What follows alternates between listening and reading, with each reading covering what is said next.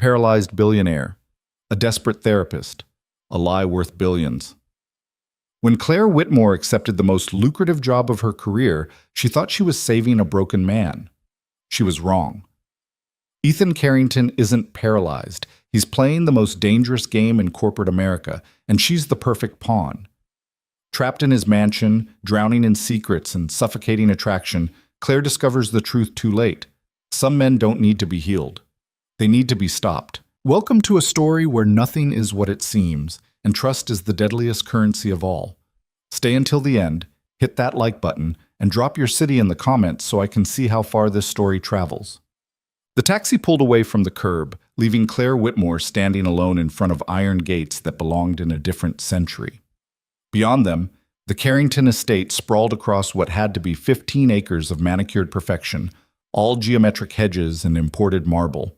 The main house rose like a monument to excess, every window reflecting the late afternoon sun back at her in blinding sheets of gold. She adjusted the strap of her worn canvas bag and tried not to feel like an imposter. The intercom crackled before she could reach for the button. "Miss Whitmore?" "Yes." "Come to the main entrance." The gate swung open with a whisper of expensive machinery. Claire walked up a driveway that curved through sculptured gardens, past fountains that probably cost more than her education. Her sneakers, practical, comfortable, utterly wrong for this place, squeaked against the spotless pavement. The woman who met her at the door wore a charcoal suit that screamed efficiency and no tolerance for nonsense. Late 50s, silver hair pulled back so tight it had to hurt, eyes that cataloged Claire in 2 seconds flat and found her wanting. "I'm Margaret Hale, Mr. Carrington's head of household." "Not housekeeper, head of household." "You're late." Claire checked her phone. "I'm 3 minutes early." "You were instructed to arrive at 2 o'clock. It's 2:03. Margaret turned without waiting for a response. "Follow me. Touch nothing." The interior made the exterior look modest. Marble floors stretched in every direction, interrupted by columns that served no structural purpose, and antique furniture that probably had its own insurance policy. Claire caught a glimpse of herself in a gilded mirror and looked away quickly.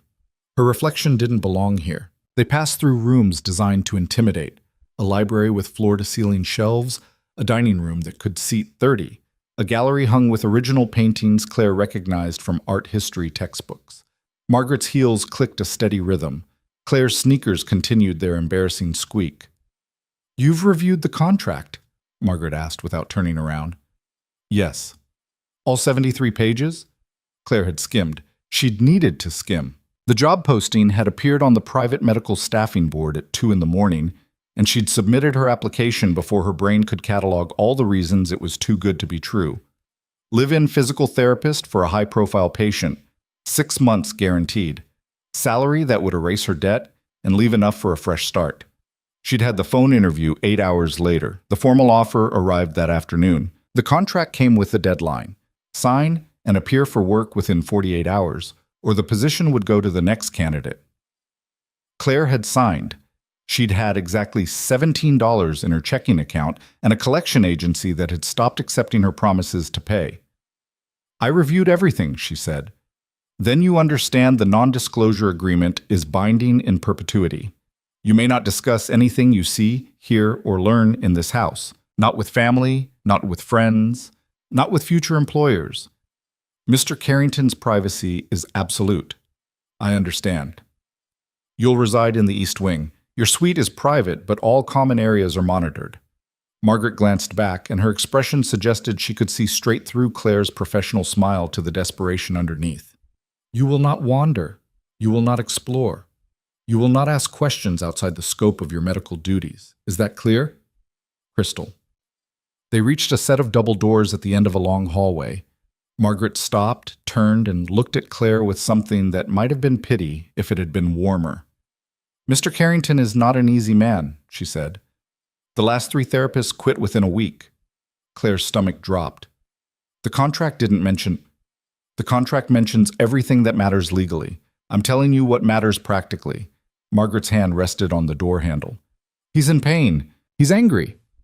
And he doesn't suffer fools or false sympathy. If you cry, you're done. If you pity him, you're done. If you treat him like he's broken, You're done faster. I don't pity patients, Claire said. I fix them. Something flickered across Margaret's face. Approval, maybe, or doubt. She opened the door. The room beyond was massive, probably a formal drawing room converted into a medical suite. Hospital bed, monitoring equipment, parallel bars, treatment table, all top of the line, all arranged with the kind of precision that suggested Margaret had personally overseen every detail. Late afternoon light poured through floor-to-ceiling windows that overlooked gardens worthy of a landscape painting, and in the wheelchair position near those windows sat Ethan Carrington. Claire had done her research, obviously. She'd found the news articles, the business profiles, the carefully curated photographs. None of them had prepared her for the reality. He was younger than she'd expected, 35, maybe 36, with the kind of face that belonged on currency. Sharp jaw, aristocratic nose, eyes so dark they looked black from across the room. His hair was slightly too long, as though he'd fired anyone who suggested a trim. He wore a button-down shirt with the sleeves rolled to his elbows, revealing forearms that definitely didn't belong to a man who'd been immobile for months. He didn't look at her. He was reading something on a tablet, his attention absolutely fixed on the screen, and the dismissal was so complete it actually stung. Margaret cleared her throat. Mr. Carrington, this is Claire Whitmore, your new physical therapist. Is she deaf? His voice was exactly what Claire should have expected. Cold, precise, expensive. He still didn't look up. I'm assuming she can hear you, which means she doesn't need you to announce her presence. Of course. Margaret's expression didn't change, but Claire saw her shoulders tighten. Miss Whitmore, I'll show you to your quarters after Mr. Carrington's initial assessment. She left. The door closed with a soft click that sounded unnervingly final. Claire stood there, bag in hand, waiting. Ethan continued reading. The silence stretched until it became its own kind of test. Fine. She'd start. Mr. Carrington. The standard introduction usually includes credentials. He still didn't look at her. I'm assuming you have some, or my hiring team has become catastrophically incompetent. Claire set her bag down carefully.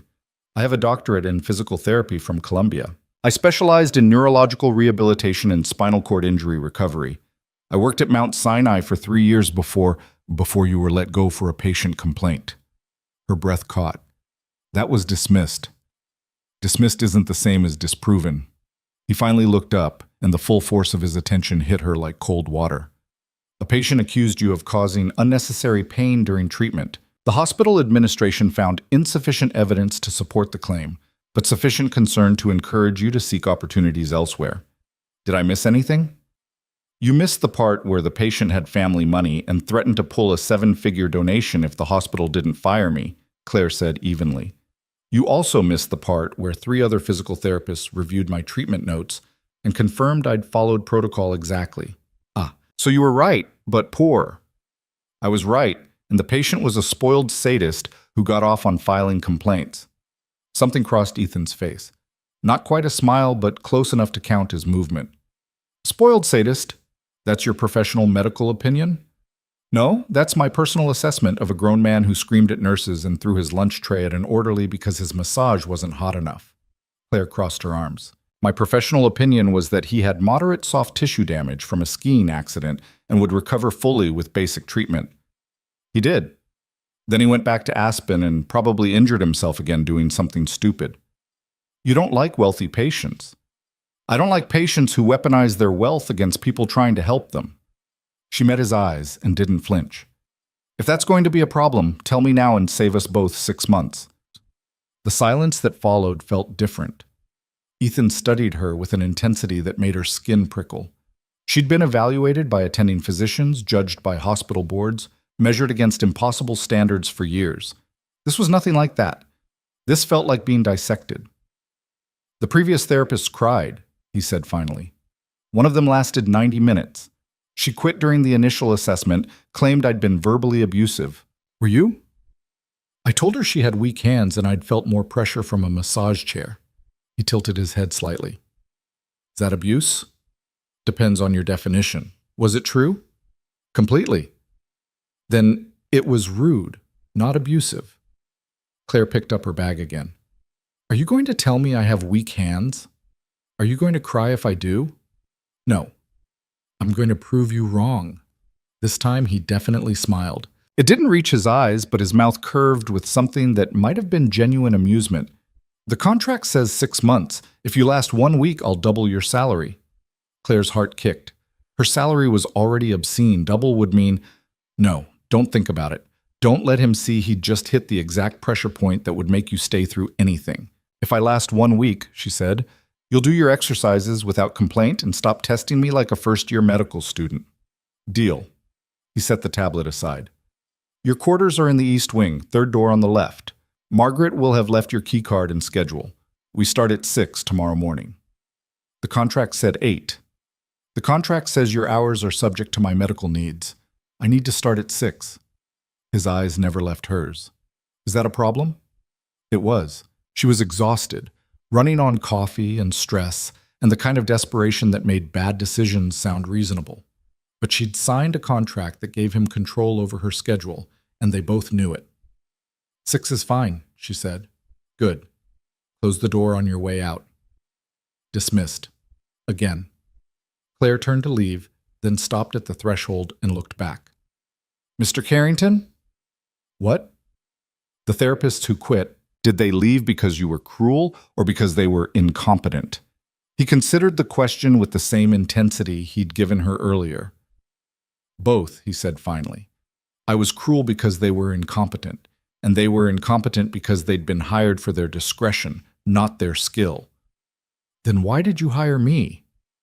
I didn't. My team did, against my explicit instructions. Something dark moved behind his eyes. They thought you were qualified enough to be useful and desperate enough not to quit.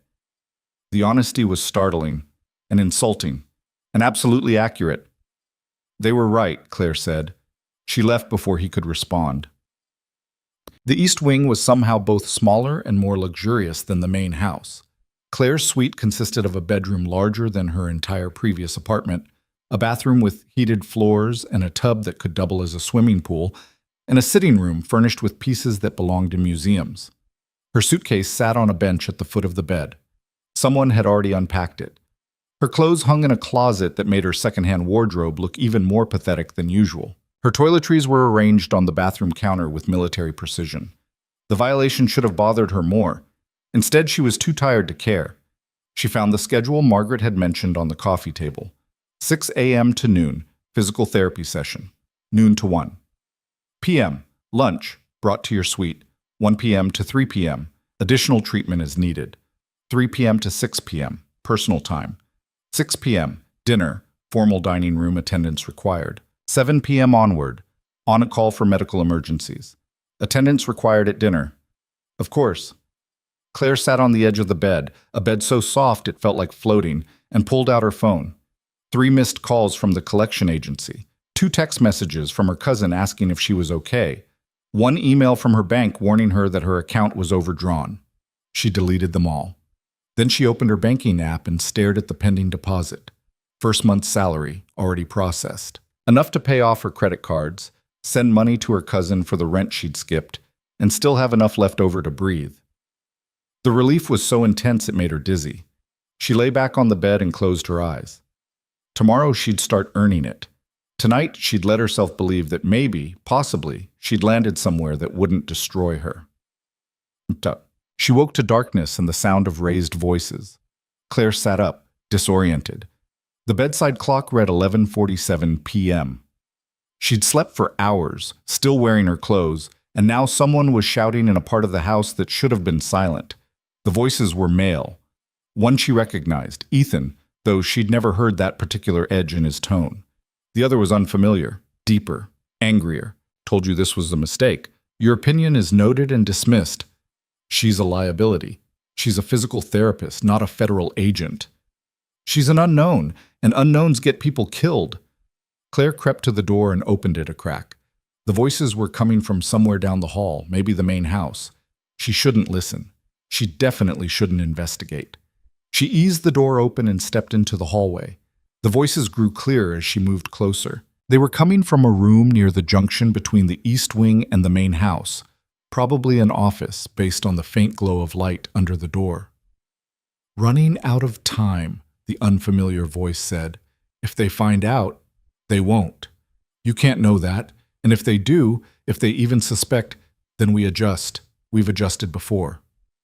Not with a stranger living in the house, not with someone who's going to be touching you, evaluating you, watching you for 6 months. Jesus, Ethan, do you understand what you're risking? A pause. Then Ethan's voice, colder than she'd heard it. Better than you do. Now get out. Claire turned and ran as quietly as she could back to her suite. She closed the door carefully and locked it, heart hammering. She's a liability. Unknowns get people killed. What the hell had she walked into? 6 a.m. came too early. Claire dragged herself out of bed, showered, dressed in the most professional athletic wear she owned, and made her way back to Ethan's suite with her mind still spinning through last night's conversation. She found him already positioned near the parallel bars, looking annoyingly alert for someone who'd apparently been up late arguing about liabilities and getting people killed. "You're on time," he observed. "Impressive. You pay well." "I'm motivated." Claire set down her bag and moved to the equipment she'd need. "We'll start with an assessment, range of motion, muscle response, pain levels, standard protocol. I've had 17 of these. They're all the same. Then this will be quick."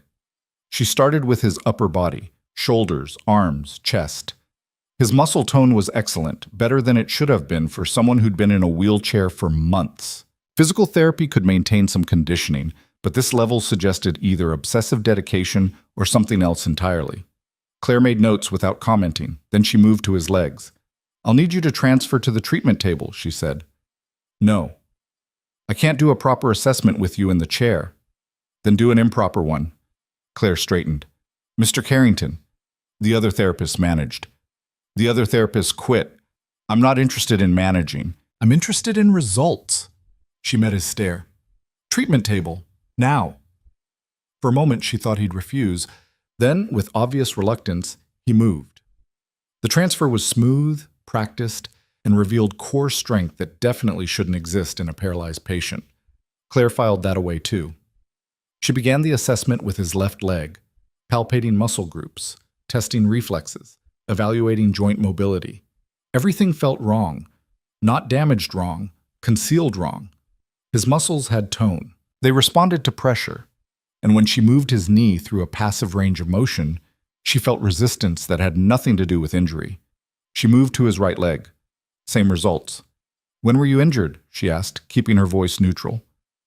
6 months ago, car accident, multiple spinal fractures, emergency surgery, permanent paralysis from the waist down. He recited it like a script. "The medical records are in your briefing file." I read them. She pressed her thumb into his quadricep, testing. "They said you had some preserved sensation. Minimal. Can you feel this?" "No." Liar. She watched his face carefully and increased the pressure. Nothing. Not a flicker. Either he was telling the truth or he had the best poker face she'd ever seen. Claire released his leg and stepped back. "I'll need to review the full medical history. Surgical notes, post-op reports, all imaging." "Why?" "Because the records I saw were summaries. I need details." "The details won't change the diagnosis. They'll change the treatment plan." She crossed her arms. "Unless you'd prefer I work blind and hope for the best." Another stare. This one lasted longer. "Margaret will provide the files," he said finally. "Anything else?" "Yes. Stop lying to me." The temperature in the room dropped 10 degrees. "Excuse me? Your muscle tone is too good. Your reflexes are too responsive. And you're guarding your movements like someone trying not to reveal capability, not someone who's lost it." Claire kept her voice level. "I don't know what you're hiding, and frankly, I don't care. But if you want me to help you, I need you to stop treating this like a performance." The silence that followed was absolute. Ethan didn't move, didn't blink, just looked at her with eyes that had gone completely flat. "Get out," he said quietly. "Mr. Carrington, get out." Claire grabbed her bag and left. Her hands were shaking. She made it back to her suite before the panic hit. She'd just accused a billionaire of lying about his paralysis on her first day. She'd violated every rule of professional conduct, She'd probably just torpedoed the only job opportunity she'd had in 6 months. Her phone buzzed, a text from an unknown number. My office. Now. The office turned out to be in the main house, past the library, through a hallway lined with portraits of men who all had Ethan's jawline and none of his warmth. Claire knocked once and entered without waiting for permission. The man inside wasn't Ethan. He was older, maybe 50. Built like someone who'd spent serious time in a gym and didn't want you to forget it. His suit was expensive but slightly wrinkled, like he'd been wearing it too long. His eyes were the exact color of a frozen lake. Sit, he said. Claire sat. I'm James Vance, head of Mr. Carrington's security. He didn't offer a handshake. You had an interesting first session, but is that what we're calling it? What would you call it? A professional disagreement? You accused him of lying. Vance leaned back in his chair. About his medical condition. On camera. Claire's stomach dropped. The room is monitored? Every room is monitored, for Mr. Carrington's protection. Vance tapped a finger against the desk. So let me ask you something, Miss Whitmore. Are you a physical therapist or are you something else? I'm a physical therapist. Then why are you making accusations instead of providing treatment? Because treatment requires honesty, and your boss is lying. Claire met his eyes. I don't know why, but his body doesn't match his diagnosis, and if I'm going to help him, I need to know what I'm actually dealing with. Vance studied her for a long moment. Then, unexpectedly, he smiled. Ethan said you had instincts. I didn't believe him. He said, what? He reviewed your file personally, overruled the hiring team's first 3 choices, and insisted on you specifically. Vance's smile faded. Want to know why? Yes? Because you have a history of refusing to accept obvious answers when they don't match the evidence. Your patient complaint wasn't about pain, it was about you insisting his injury was more severe than his family's doctors claimed. You pushed for additional imaging against their wishes. Claire remembered. He had a hairline fracture they'd missed. It would have healed wrong if you hadn't trusted your assessment over their money. Exactly. Vance leaned forward. Ethan needs someone who won't accept the obvious, someone who will look deeper, someone who's too stubborn to quit when things don't make sense. Why? That, Vance said, is not my information to share. But here's what I will tell you. You were right. He is lying. And you're going to keep that information to yourself, continue his treatment exactly as prescribed, and not ask questions you don't want answered. Understood? Claire's mind raced. If he's not actually paralyzed, I didn't say that. You implied it. And if he's faking, I didn't imply anything. I told you were right to question the diagnosis. What you do with that observation is up to you. Vance stood. But remember your NDA. Remember that you signed a contract binding you to this house for 6 months. And remember that people who ask too many questions in situations they don't understand tend to end up in positions they regret. It wasn't quite a threat. It was too polite to be a threat. But Claire felt it like a hand around her throat anyway. I understand, she said. Good. You're dismissed. She made it to the door before Vance spoke again. Miss Whitmore, one more thing. Claire turned. Ethan requested you specifically because he thought you'd figure it out, but he's not ready for you to confront him about it yet. Vance's expression was unreadable. Give him time. Keep treating him, and when he's ready to tell you the truth, he will, on his terms. And if I'm not willing to wait, then you'll break your contract, forfeit your salary, and find yourself unemployed with a reference that'll make sure you never work in medicine again. Vance shrugged. Your choice. Claire spent the rest of the day in her suite, reviewing medical files that Margaret delivered without comment. Surgical reports, imaging, post-op notes, all of it perfectly consistent with severe spinal trauma and permanent paralysis. All of it expertly falsified, she'd bet her doctorate. The question was why? Why would a billionaire fake paralysis? Why surround himself with medical equipment and therapists and maintain an elaborate charade that had to cost a fortune? She thought about the conversation she'd overheard. Unknowns get people killed. If they find out what? That he wasn't paralyzed? That he was faking? Why would that get anyone killed? Her phone buzzed. Another text from the unknown number. Dinner, 6 p.m. Formal dining room, attendance required. Right, because nothing said, welcome to your new job, like mandatory formal dinners with a man who'd kicked you out of his medical suite 6 hours earlier.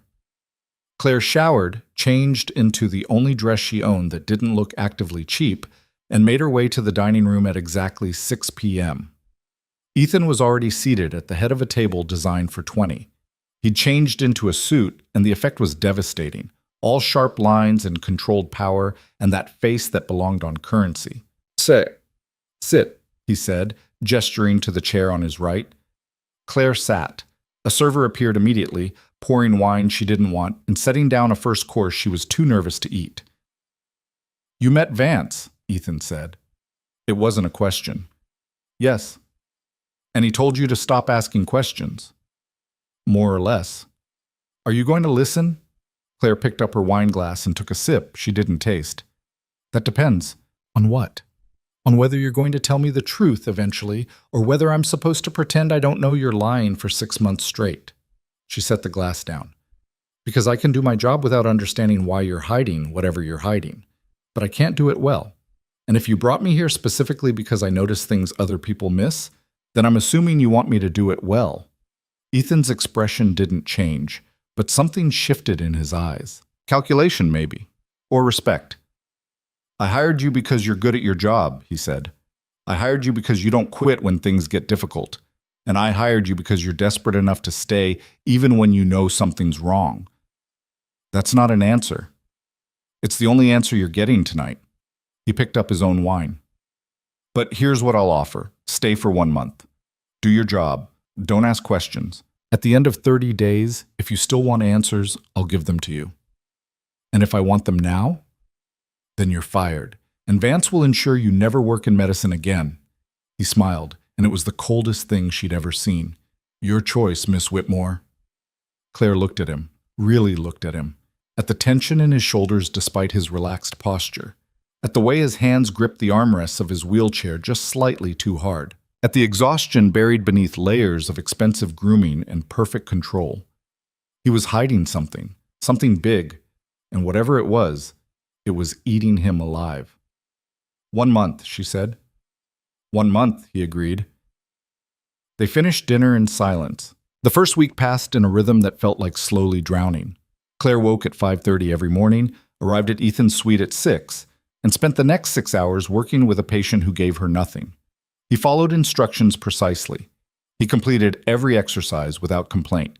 He answered her questions with technical accuracy and zero emotional content, and his body continued to lie. Every session revealed new contradictions. His core strength was exceptional, the kind of development that required active training, not passive therapy. His muscle memory responded too quickly to prompts. And twice, just twice, she'd caught micro-movements that shouldn't exist in someone with complete lower body paralysis. A twitch in his calf when she'd applied unexpected pressure, a reflexive tension in his hip flexor when she'd moved his leg at an unusual angle. She documented everything in her notes. She said nothing. The rest of her time existed in a strange, suspended state. Meals alone in her suite, except for the mandatory dinners where she and Ethan ate in silence while servers appeared and disappeared like ghosts. Afternoons spent reviewing medical journals she'd downloaded, trying to find some legitimate explanation for what she was seeing. Evenings where she walked the allowed portions of the estate, carefully mapped by Margaret during orientation, and tried not to feel like a prisoner in a very expensive cage. The money appeared in her account on schedule. She paid off her credit cards. She sent money to her cousin. She stared at her bank balance and felt relief and revulsion in equal measure. On day 8, everything changed. Claire was midway through the morning session, working Ethan through a series of resistance exercises, when her phone rang. Not buzzed. Rang, the actual phone call ringtone she'd almost forgotten existed. Ignore it, Ethan said. She pulled the phone from her pocket, and her blood went cold. The collection agency, the one she'd paid off in full 6 days ago. I need to take this, she said. Your contract specifies no personal calls during... My contract can wait 30 seconds. She answered before he could argue. This is Claire. Miss Whitmore. The voice was male, unfamiliar, and carried an edge that made her skin crawl. We need to discuss your payment arrangement. There is no arrangement. I paid the full balance last week. That payment was rejected. That's impossible. I have confirmation. Your confirmation was premature. The transfer was flagged for fraud investigation and reversed. Your account shows a balance of $48,612, plus fees. The room tilted. That's not... I paid... You attempted to pay with funds from an unverified source. The transaction was rejected. We'll need alternate payment within 72 hours, or we'll be forced to pursue collection through other means. What other means? We've already contacted your previous employer. We've also filed notices with the credit bureaus and initiated legal proceedings for asset seizure. A pause. We understand you've recently accepted a new position. Perhaps your current employer would be interested in discussing your financial situation. Threat. Crystal clear threat. Don't, Claire said. Don't contact anyone. I'll handle this. 72 hours, Miss Whitmore. The call ended. Claire stood there, phone in hand, trying to breathe through the panic. Fraud investigation. Transaction reversed. Every dollar she'd sent out was going to bounce back, and she'd owe penalties on top of the original debt. $48,000 she didn't have and couldn't earn fast enough to matter. Problem? Ethan asked. No. She shoved the phone back in her pocket. Just a billing issue. You're lying. With respect, you're the last person who should call someone else a liar. Claire moved back to the resistance bands, hands shaking. Let's continue. Your hands are trembling, your breathing is irregular, and you look like you're about to either vomit or pass out. Ethan's voice was clinically detached. Whatever that call was, it wasn't a billing issue. It's personal, and none of your business. Everything in this house is my business. Claire turned on him, and 6 days of swallowed frustration came out in a rush. Fine. You want to know? That was a collection agency informing me that the debt I paid off with my first paycheck has been rejected because apparently the money you're paying me is being flagged as fraudulent, which is hilarious because you're a billionaire, and I'm a physical therapist living in your house under a contract that owns my life for 6 months. So yes, I have a problem. No, it's not your concern, and we're done discussing it. Silence. Ethan looked at her with that unreadable expression she'd started to hate. How much? He asked. Excuse me? How much do you owe? I'm not... How much, Miss Whitmore? 48,000. The words tasted like failure. Give or take. Medical debt? Student loans, credit cards, medical debt from when I didn't have insurance. Claire crossed her arms. It's handled, or it will be. I just need to figure out why the payment bounced. It bounced because my accounting system flags large outgoing transfers from employee accounts as potential fraud. Standard security protocol. Ethan pulled his phone from his pocket and typed something. I'll have it cleared and reprocessed by end of business today. You don't have to... I'm not doing you a favor.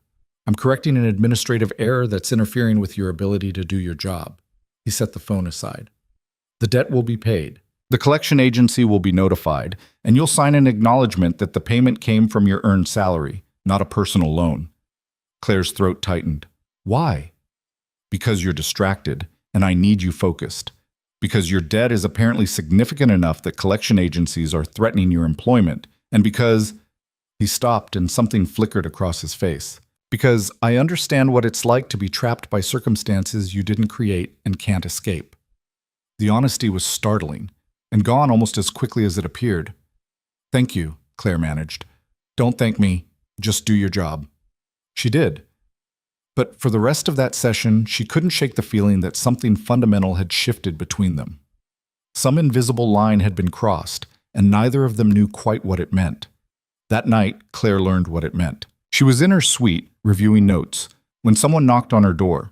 Not Margaret's brisk double rap. Not the soft tap of a server delivering meals. This was heavy, urgent, wrong.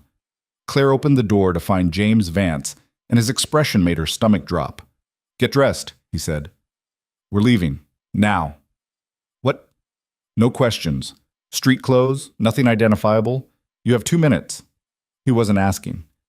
Claire grabbed jeans, a plain shirt, sneakers. Vance waited in the hallway, speaking quietly into a phone, and when she emerged, he grabbed her arm and pulled her toward a back staircase she hadn't known existed. What's happening? She demanded. Quiet.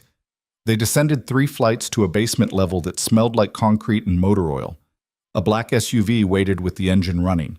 Vance shoved her into the back seat and climbed in after her. Drive, he told the man behind the wheel. The SUV peeled out through a tunnel that opened onto a service road behind the estate. Claire caught a glimpse of the main house through the rear window, every light blazing, figures moving quickly across the grounds. Is it a fire? She asked. No. Then what? Someone tried to kill Ethan tonight. Vance's voice was flat. They failed. But they got close enough that we're implementing emergency protocols, which means getting everyone non-essential off the property until the threat is contained. Claire's mouth went dry. Is he? He's fine. Angry, but fine. Vance glanced at her. You're being moved to a secure location until we verify the attempt wasn't connected to you. Connected to me? I just got here, and you arrived during a very specific window. And your financial situation suddenly escalated in a way that made you vulnerable to coercion. Vance's expression was granite. Until we confirm you weren't planted here to gather intelligence or provide access, you're a security risk. That's insane. That's protocol. The SUV drove for 20 minutes, winding through streets Claire didn't recognize, before pulling into an underground garage beneath a building that looked like every other glass tower in the financial district. Vance led her to an elevator that required a key card and a retinal scan. They emerged on the 40th floor into an apartment that was somehow more intimidating than the estate. All clean lines and expensive minimalism, the kind of space that cost more per square foot than Claire had earned in a year. You'll stay here tonight, Vance said. Don't leave. Don't make calls. Don't contact anyone. Someone will be stationed outside your door. For how long? Until Ethan says otherwise. He moved toward the door, then paused. For what it's worth, I don't think you're involved. But my opinion doesn't matter. His does. He left. The lock clicked with an electronic finality. Claire stood in the middle of the apartment, in clothes she'd thrown on in panic, and tried to process what had just happened. Someone had tried to kill Ethan. Someone had gotten close enough to make Vance implement emergency protocols. And now she was locked in a secure location while they decided if she was a threat. She thought about Ethan's body, the way it responded with too much strength and too much control. About the conversation she'd overheard her first night. Unknowns get people killed. About the elaborate charade he was maintaining, the lie he was living every single day. What if his paralysis wasn't just a lie? What if it was a strategy? The thought was absurd. And yet, her phone buzzed. A text from an unknown number. Answer your door. Claire's heart kicked. She moved to the door, checked the peephole, saw nothing. Opened it slowly. Ethan sat in the hallway in his wheelchair, alone. Invite me in, he said, before security realizes I left the estate. Claire stepped aside. He rolled past her into the apartment, and she closed the door and locked it. You're supposed to be secured in a safe room while Vance's team sweeps the property. I know. Ethan moved to the windows overlooking the city. I left. I needed to talk to you. Vance said someone tried to kill you. Vance says that every time anything unusual happens. Tonight, someone bypassed the perimeter security and got as far as the East Wing before being intercepted. He turned to look at her. They were heading toward your suite. Claire's blood went cold. Toward me? Toward you, or toward the person who might have information about me. His eyes were black in the dim light. Tell me the truth. Did anyone contact you before you took this job? Offer you money? Ask you questions? Suggest you report back about my condition? No, I saw a job posting. I applied. I was hired. And your debt? The sudden payment rejection? I told you. Collection agency, standard harassment. Claire crossed her arms. Are you actually asking if I'm working for whoever just tried to kill you? I'm asking if you were targeted as a potential asset. There's a difference. The answer is no either way. Claire's voice came out sharper than intended. I took this job because I needed money, and you were paying more than anyone else. That's it. No conspiracy, no hidden agenda, just desperation and your apparently very accurate hiring team. Ethan studied her for a long moment. Then, unexpectedly, he smiled. Not the cold corporate smile she'd seen at dinner, something real. I believe you, he said. Then why are you here? Because Vance is going to want to interrogate you tomorrow. He's going to ask invasive questions, dig into your past, and generally make you feel like a criminal. Ethan's hands gripped the wheelchair armrests, and I wanted to give you the option to walk away before that happens. Claire blinked. Walk away? Your contract has a termination clause. Medical leave, personal emergency, hostile work environment, any of those would qualify. I'll authorize it. You'll get a severance package that covers your debt, and you can leave without any professional consequences. You're offering to let me quit. I'm offering to let you escape. His voice was quiet. This situation is dangerous. It's going to get worse. And you didn't sign up for any of it. Claire looked at him, really looked at him, at the exhaustion he was trying to hide, at the tension in his shoulders despite the casual posture, at the way he was watching her like her answer actually mattered. Why did someone try to kill you? She asked. That's complicated. Try me. I can't. Not yet. Because you don't trust me or because the truth is classified under 17 layers of security protocol? Both. Ethan's mouth quirked. But mostly the second one. Claire walked to the window and stared out at the city lights. Somewhere down there, people were living normal lives, working normal jobs, dealing with normal problems that didn't involve assassination attempts and fake paralysis and billionaires who lied for reasons they refused to explain. She could leave, take the money, clear her debt, start over somewhere safe and boring and far away from whatever this was. Instead, she turned back to Ethan and said, I'm staying. Why? Because you hired me to do a job and I don't quit. She moved closer. And because whatever you're hiding, whatever game you're playing, it's eating you alive. I can see it, and I'm good at my job, which means I can help. If you let me. Help how? I don't know yet, but I'm not leaving to find out. Claire crossed her arms. So here's the deal. I stay. I do my job. And when you're ready to tell me the truth, you will. On your terms. Until then, I'll keep my mouth shut and my observations to myself. Ethan looked at her like he was trying to solve an equation that didn't have a clear answer. You're either very brave or very stupid. I'm very broke and very stubborn. There's a difference. This time when he smiled, it reached his eyes. Fair enough. He moved toward the door, then stopped. Claire? It was the first time he'd used her first name. Yeah? Thank you. For what? For not running. He opened the door. Most people would have. He left before she could respond. Claire stood there in the expensive empty apartment and wondered what she'd just agreed to. The answer came the next morning when Vance appeared at 7 a.m. with coffee and an expression that suggested he hadn't slept. Ethan told me you're staying, he said. I am. Then we need to talk about what that means. Vance set the coffee on the counter. The person who breached security last night was a professional. Former military, specialized training, very expensive. They got past systems that are supposed to be impenetrable, and they were specifically targeting information about Ethan's medical condition. Why? Because if certain people knew the truth about his condition, they'd move against him immediately. And a lot of people would die. Vance's voice was matter of fact. Your presence in the house makes you both a potential asset and a potential liability. Anyone looking for leverage would see you as an easy target, meaning I'm in danger, meaning you are under protection, starting now. Vance pulled out a phone, different from his usual one, all black and unmarked. This is yours, encrypted, untraceable, direct line to me and Ethan. Keep it on you at all times. If anything feels wrong, you call. If anyone approaches you outside the estate, you call. If you so much as get a bad feeling, you call. Understand? Claire took the phone. Is this really necessary? Last night, someone got within 50 feet of your bedroom. So yes, it's necessary. Vance moved toward the door. You're being moved back to the estate this afternoon. Until then, stay here. Read this. He handed her a tablet and left. Claire looked at the screen. It was filled with documents, news articles, financial reports, legal filings, all of them related to Carrington Industries and a hostile takeover attempt that had apparently been brewing for the past year. She started reading. By the time Vance returned 6 hours later, Claire understood.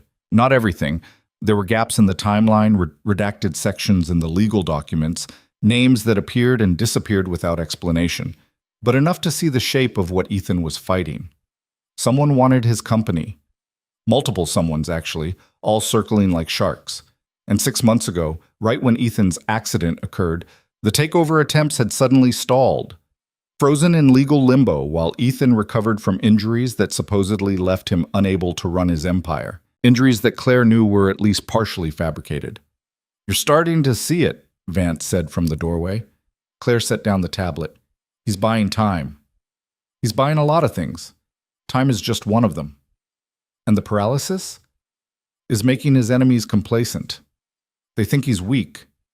They think they can wait him out." Vance's smile was sharp. "They're wrong. But if they find out, they'll move immediately, strike before he can solidify his defenses. And a lot of loyal people who've stood by him will end up as collateral damage." Vance's expression hardened.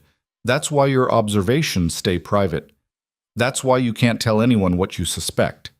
And that's why last night's breach was so dangerous." Claire's mind raced. "What did they get?" "Nothing. We intercepted them before they reached your suite, but they got close enough that we have to assume they know you're observant, medically trained, and potentially aware that something doesn't add up. So I'm a liability. You're a witness to something that can't be witnessed yet, which makes you valuable and vulnerable." Vance checked his watch.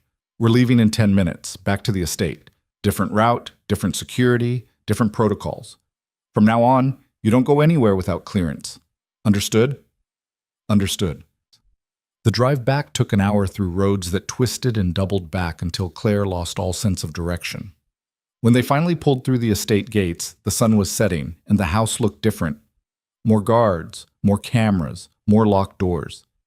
Ethan was waiting in his suite when she arrived for what should have been her afternoon session, but had become an evening one. "You read the files," he said. Not a question. "Yes." "And?" "And I understand why you're lying. I don't understand how you're planning to maintain it for 6 more months, but I understand the why. The how is your job." Ethan gestured to the treatment table. "If I'm going to convince the board, the investors, and the vultures circling my company that I'm incapacitated, I need to look incapacitated, which means physical therapy that appears to be failing despite everyone's best efforts." Claire stared at him. "You want me to fake your treatment. I want you to provide real treatment that maintains my actual condition while creating the appearance of deterioration." His eyes were steady. "Can you do that?" It was unethical, possibly illegal, definitely against every professional standard she'd ever been taught. "Yes," Claire said. "I can do that." "Good." He transferred to the table. "Then let's start." They worked in silence for an hour, Claire's hands moving through familiar patterns, while her mind spun through the implications of what she'd just agreed to. She was no longer just a physical therapist. She was part of an elaborate deception designed to protect a company worth billions and the people who depended on it. The weight should have terrified her. Instead, she felt something else. Purpose. Direction. The sense that for the first time in months, she was doing something that mattered beyond just surviving. "You're different," Ethan said suddenly. Claire paused mid-stretch. "Different how?" "You stopped being afraid, not of me, of the situation." He watched her with that unreadable expression. "Most people would be running. You're leaning in. Most people don't have $48,000 in debt and a termination clause that would destroy their career." Claire resumed the stretch. "I'm practical, not brave." "You're both." His voice was quiet. "And you're exactly what I needed." The words hung in the air between them, weighted with meanings Claire didn't want to examine too closely. She finished the session in silence, documented everything with clinical precision, and left before either of them could say something they'd regret. Back in her suite, she found a package on the coffee table. Inside was a new laptop, a keycard with expanded estate access, and a handwritten note. "You're no longer just an employee. Welcome to the game. E." Claire looked at the note for a long time. Then she picked up the encrypted phone Vance had given her and typed a message. "I'm in. Whatever this is, I'm in." The response came immediately. "I know. That's why I hired you. She fell asleep that night, wondering what exactly she'd just committed to. The answer would come sooner than she expected, and it would change everything. The board meeting was scheduled for 10 a.m. on a Thursday, and Ethan spent the previous night preparing in ways that had nothing to do with spreadsheets or projected earnings. Claire watched from the doorway of his suite as he practiced. Slumped posture, trembling hands that looked convincing until you knew they were controlled tremors, perfectly timed. A weakness in his voice that disappeared the moment he stopped performing. "You're staring," he said without looking at her. "I'm observing. There's a difference." Claire moved into the room. "You missed a detail. Your left shoulder drops when you're actually tired. When you're faking it, you drop the right one." Ethan straightened immediately, rolling both shoulders back. "How long have you known that?" "Week 2. You do it during evening sessions when you think I'm focused on your legs." She picked up his medical chart, the falsified one meant for outside eyes. "If you want them to believe you're deteriorating, you need to be consistent. Exhaustion affects both sides equally unless there's a specific neurological reason." "There isn't." "Then fix it." Claire set the chart down. "The board members aren't doctors, but they're not stupid either. If something feels off, they'll question it." Ethan studied her with an intensity that still made her skin prickle even after 3 weeks of daily sessions. "You're getting better at this." "At what? Helping you lie?" "At strategic thinking." He shifted in the wheelchair, and this time both shoulders dropped in perfect symmetry. "Most people compartmentalize. They do their job and ignore the larger context. You're connecting pieces." "That's just pattern recognition. It's what physical therapists do. We see how everything connects." Claire moved closer, professional distance dissolving into something else entirely. "But you're right. I'm getting better at it. Not sure if that's a good thing." "It's necessary." "Necessary and good aren't the same." The observation hung between them. Ethan's expression shifted, something unguarded flickering across his face before disappearing behind the mask he wore like armor. "The meeting starts at 10, he said. "I'll need you there." Claire's stomach dropped. "In the boardroom?" "As my physical therapist. You'll provide an update on my condition, answer questions about prognosis, and generally reinforce the narrative that I'm not recovering as expected." He pulled out a folder and handed it to her. "Talking points.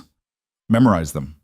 She opened the folder. Inside were pages of medical terminology, carefully crafted phrases that sounded clinical while saying absolutely nothing concrete. Muscle atrophy consistent with extended immobility. Neurological response below baseline expectations. Prognosis guarded pending further evaluation. "This is 3 hours of work," Claire said. "You have 9 hours. I suggest you start now." She did. Back in her suite, she spread the documents across the coffee table and began the process of turning lies into believable medical testimony. The talking points were brilliant in their vagueness, everything technically true if you interpreted the data a certain way, nothing definitively false enough to constitute malpractice. Around 2 a.m., her encrypted phone buzzed. A text from Ethan. "Still awake?" "Unfortunately, your talking points read like a legal brief had a baby with a medical journal. That's the idea. Can you sell it?" Claire looked at the pages covered in her notes. "Yes, but I'm adding a section on recommended treatment modifications. If they think you're deteriorating, they'll expect me to suggest changes." "Smart. Send me the draft." She did. He responded 20 minutes later with edits that sharpened her language and added technical details she'd missed. They went back and forth until 4 a.m., refining the presentation until it could withstand scrutiny from anyone short of a neurologist. "Get some sleep," Ethan finally sent. "You'll need to look exhausted tomorrow. Selling the idea that I'm a difficult patient. I won't have to fake that part." "Good. Neither will I." Claire fell asleep on the couch, still dressed. The folder clutched against her chest like a shield. Margaret woke her at 7 with coffee and a garment bag. "Mr. Carrington sent this. He thought your current wardrobe might not be appropriate for the boardroom." Inside the bag was a suit, charcoal gray, perfectly tailored, expensive enough to make Claire's hand shake slightly as she lifted it out. A note was pinned to the jacket. "Armor for battle. Don't refuse it." She showered, dressed, stared at herself in the mirror. The suit fit like it had been made for her, which it probably had been. She looked professional, competent, like someone who belonged in a boardroom making presentations to people who controlled billions. The reflection was a stranger. At 9:30, Vance appeared at her door. Ready? No. Good. People who think they're ready usually aren't. He gestured for her to follow. A few things you need to know. The board consists of 12 members. 8 are loyal to Ethan. 3 are actively working against him. 1 is undecided and holds the swing vote. Which 3? Harold Chen, Vanessa Torres, Marcus Webb. They'll ask pointed questions designed to undermine confidence in Ethan's recovery. Your job is to answer honestly without revealing anything useful. That's a contradiction. That's politics. Vance led her through hallways she hadn't been allowed to access before. Chen will focus on timeline. Torres will question your qualifications. Webb will try to get you to commit to a definitive prognosis. Don't let any of them corner you. They reached a set of mahogany doors. Through them, Claire could hear voices. Low, serious, the kind of conversation that happened when powerful people discussed other people's futures. One more thing, Vance said quietly. Ethan needs this to work. Not just for the company, for the 200,000 people employed by Carrington Industries worldwide. If the takeover succeeds, those jobs disappear. The hostile investors will gut the company for parts and walk away rich. The weight of that landed on Claire's shoulders like a physical thing. No pressure. Massive pressure. But Ethan wouldn't have brought you if he didn't think you could handle it. Vance opened the doors. Show them what you're made of. The boardroom was designed to intimidate. Floor-to-ceiling windows overlooking the city, a table that could seat 20, walls lined with portraits of men who'd built empires and crushed anyone who got in their way. 12 people sat around the table, all turning to look as Claire entered. Ethan was already positioned at the head of the table in his wheelchair, looking every inch the wounded king. He didn't acknowledge her entrance. None of the warmth from their late-night text exchange showed on his face. "Miss Whitmore," he said formally. "Thank you for joining us." Claire moved to the presentation area at the front of the room, her heels clicking against marble floors. Someone had already set up her materials, tablet connected to the room's display system, medical charts arranged on a side table, a pitcher of water she knew she wouldn't touch because her hands might shake. "Ladies and gentlemen," Ethan continued, "Claire Whitmore has been serving as my primary physical therapist for the past 3 weeks. I've asked her to provide an update on my condition and prognosis." A woman in her 60s with steel gray hair and eyes like a predator leaned forward. Vanessa Torres, Claire guessed. "Miss Whitmore, would you mind sharing your credentials? I want to ensure we're receiving expert testimony." First attack. Claire had expected this. "Of course. I have a doctorate in physical therapy from Columbia University, where I specialized in neurological rehabilitation and spinal cord injury recovery. I worked at Mount Sinai's neurology department for 3 years before accepting this position." She met Torres's gaze steadily. "My qualifications were thoroughly vetted before Mr. Carrington's team hired me." "And yet you left Mount Sinai under somewhat controversial circumstances." I left Mount Sinai after a patient with significant family wealth attempted to have me terminated for providing accurate medical assessment that contradicted his family's preferred narrative. The hospital reviewed my treatment and found it medically sound. I chose to leave rather than work in an environment where medicine was secondary to politics. Someone snorted. One of Ethan's loyalists, probably. Torres's expression didn't change, but something flickered in her eyes. "I see. And your assessment of Mr. Carrington's condition?" Claire pulled up the first slide, imaging scans that showed exactly what they were supposed to show. "Mr. Carrington sustained significant spinal trauma 6 months ago during what was officially reported as a vehicular accident. The injuries resulted in fractures at the T11 and T12 vertebrae with associated nerve damage." She walked them through the medical history, using the language she and Ethan had crafted. Technical enough to sound authoritative, vague enough to avoid concrete claims. The board members listened with varying degrees of attention. Harold Chen, an older man with wire-rimmed glasses and the patient expression of someone who'd sat through thousands of these presentations, raised his hand. "Miss Whitmore, in your professional opinion, what is the timeline for Mr. Carrington's recovery?" Timeline. Vance had warned her. Recovery timelines for spinal cord injuries are highly variable and depend on numerous factors: extent of initial damage, patient compliance with therapy, individual healing rates, and potential complications. That's not an answer. because there isn't a definitive answer. Some patients show significant improvement within months, others require years, and some, Claire paused deliberately, experience permanent deficits that don't improve regardless of intervention.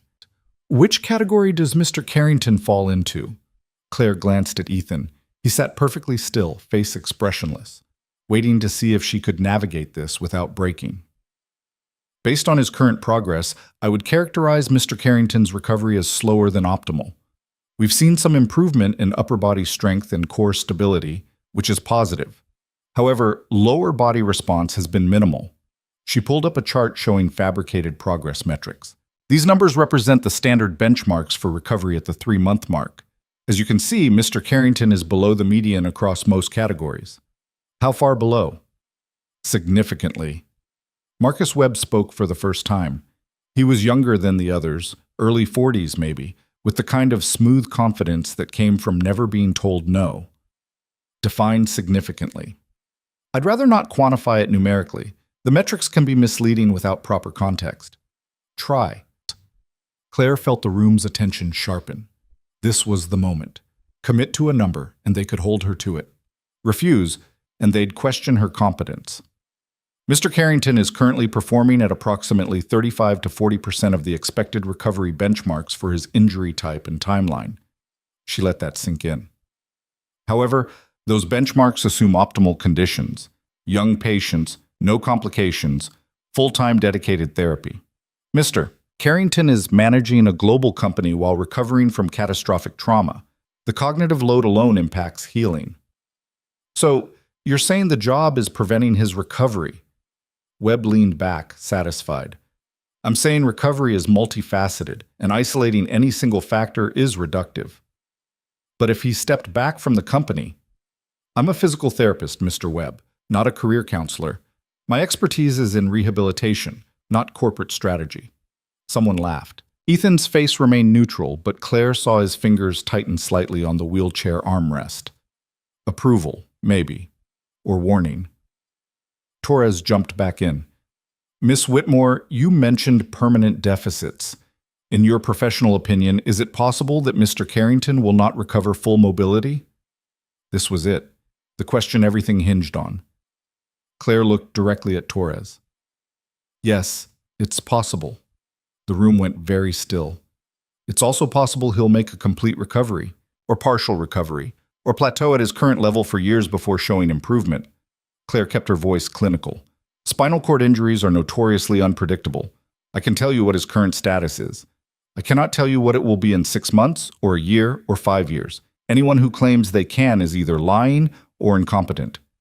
That's not acceptable, Chen said. This board needs concrete information to make informed decisions about the company's leadership.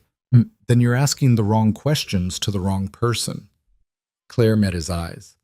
I can tell you that Mr. Carrington is physically capable of making decisions, communicating clearly, and managing cognitive tasks at a high level. His injury affects his mobility, not his mind. If you're questioning his ability to run this company, that's a conversation about disability discrimination, not medical fitness. The temperature in the room dropped 20 degrees. Chen's face flushed. Torres looked like she wanted to say something cutting, but couldn't find the angle. Webb was staring at Claire like she'd just pulled a gun. Ethan spoke into the silence. I think Miss Whitmore has made her position clear. Does anyone have additional medical questions, or can we move on to the financial report? No one spoke. Excellent, Claire. Thank you for your time. Please send your full written assessment to Margaret by end of business today. Dismissed. Claire gathered her materials with hands that only shook slightly and walked out of the boardroom with her spine straight and her heart hammering. She made it to the nearest bathroom before her legs gave out.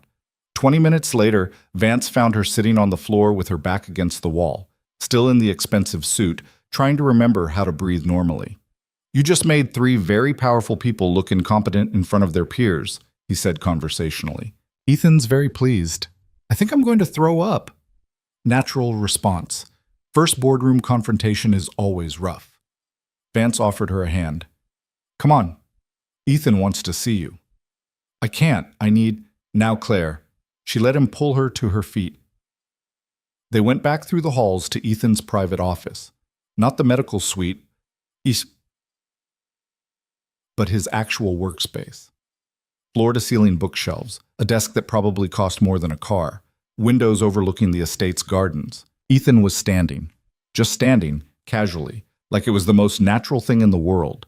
He was looking out the window, hands in his pockets, and when he turned at their entrance, his expression was completely unguarded. "You were perfect," he said. Claire stared. "You're standing." "Vance, give us a minute." Vance left without comment. The door closed. "You're standing," Claire repeated, because her brain had apparently stopped processing anything else. "I do that sometimes, when I'm alone, or with people I trust." Ethan moved toward her and his gait was completely normal. No limp, no weakness, nothing that suggested 6 months of paralysis. "You handled them better than I expected. I told them you might never recover. You told them what they needed to hear while giving them nothing they could use." Torres was looking for a definitive timeline so they could argue for forced medical leave. Chen wanted evidence of cognitive decline. Webb just wanted you to crack. Ethan stopped a few feet away. "You gave them medical uncertainty and turned their questions into potential discrimination issues. It was brilliant. It was terrifying. That too." His smile was real this time. "But you didn't break. And now they know you can't be intimidated or manipulated into providing the answers they want." Claire's mind was still catching up. "How long have you been able to walk?" "Since the beginning. The injury was real. I had surgery, I had nerve damage, but it healed faster and more completely than the official reports suggest."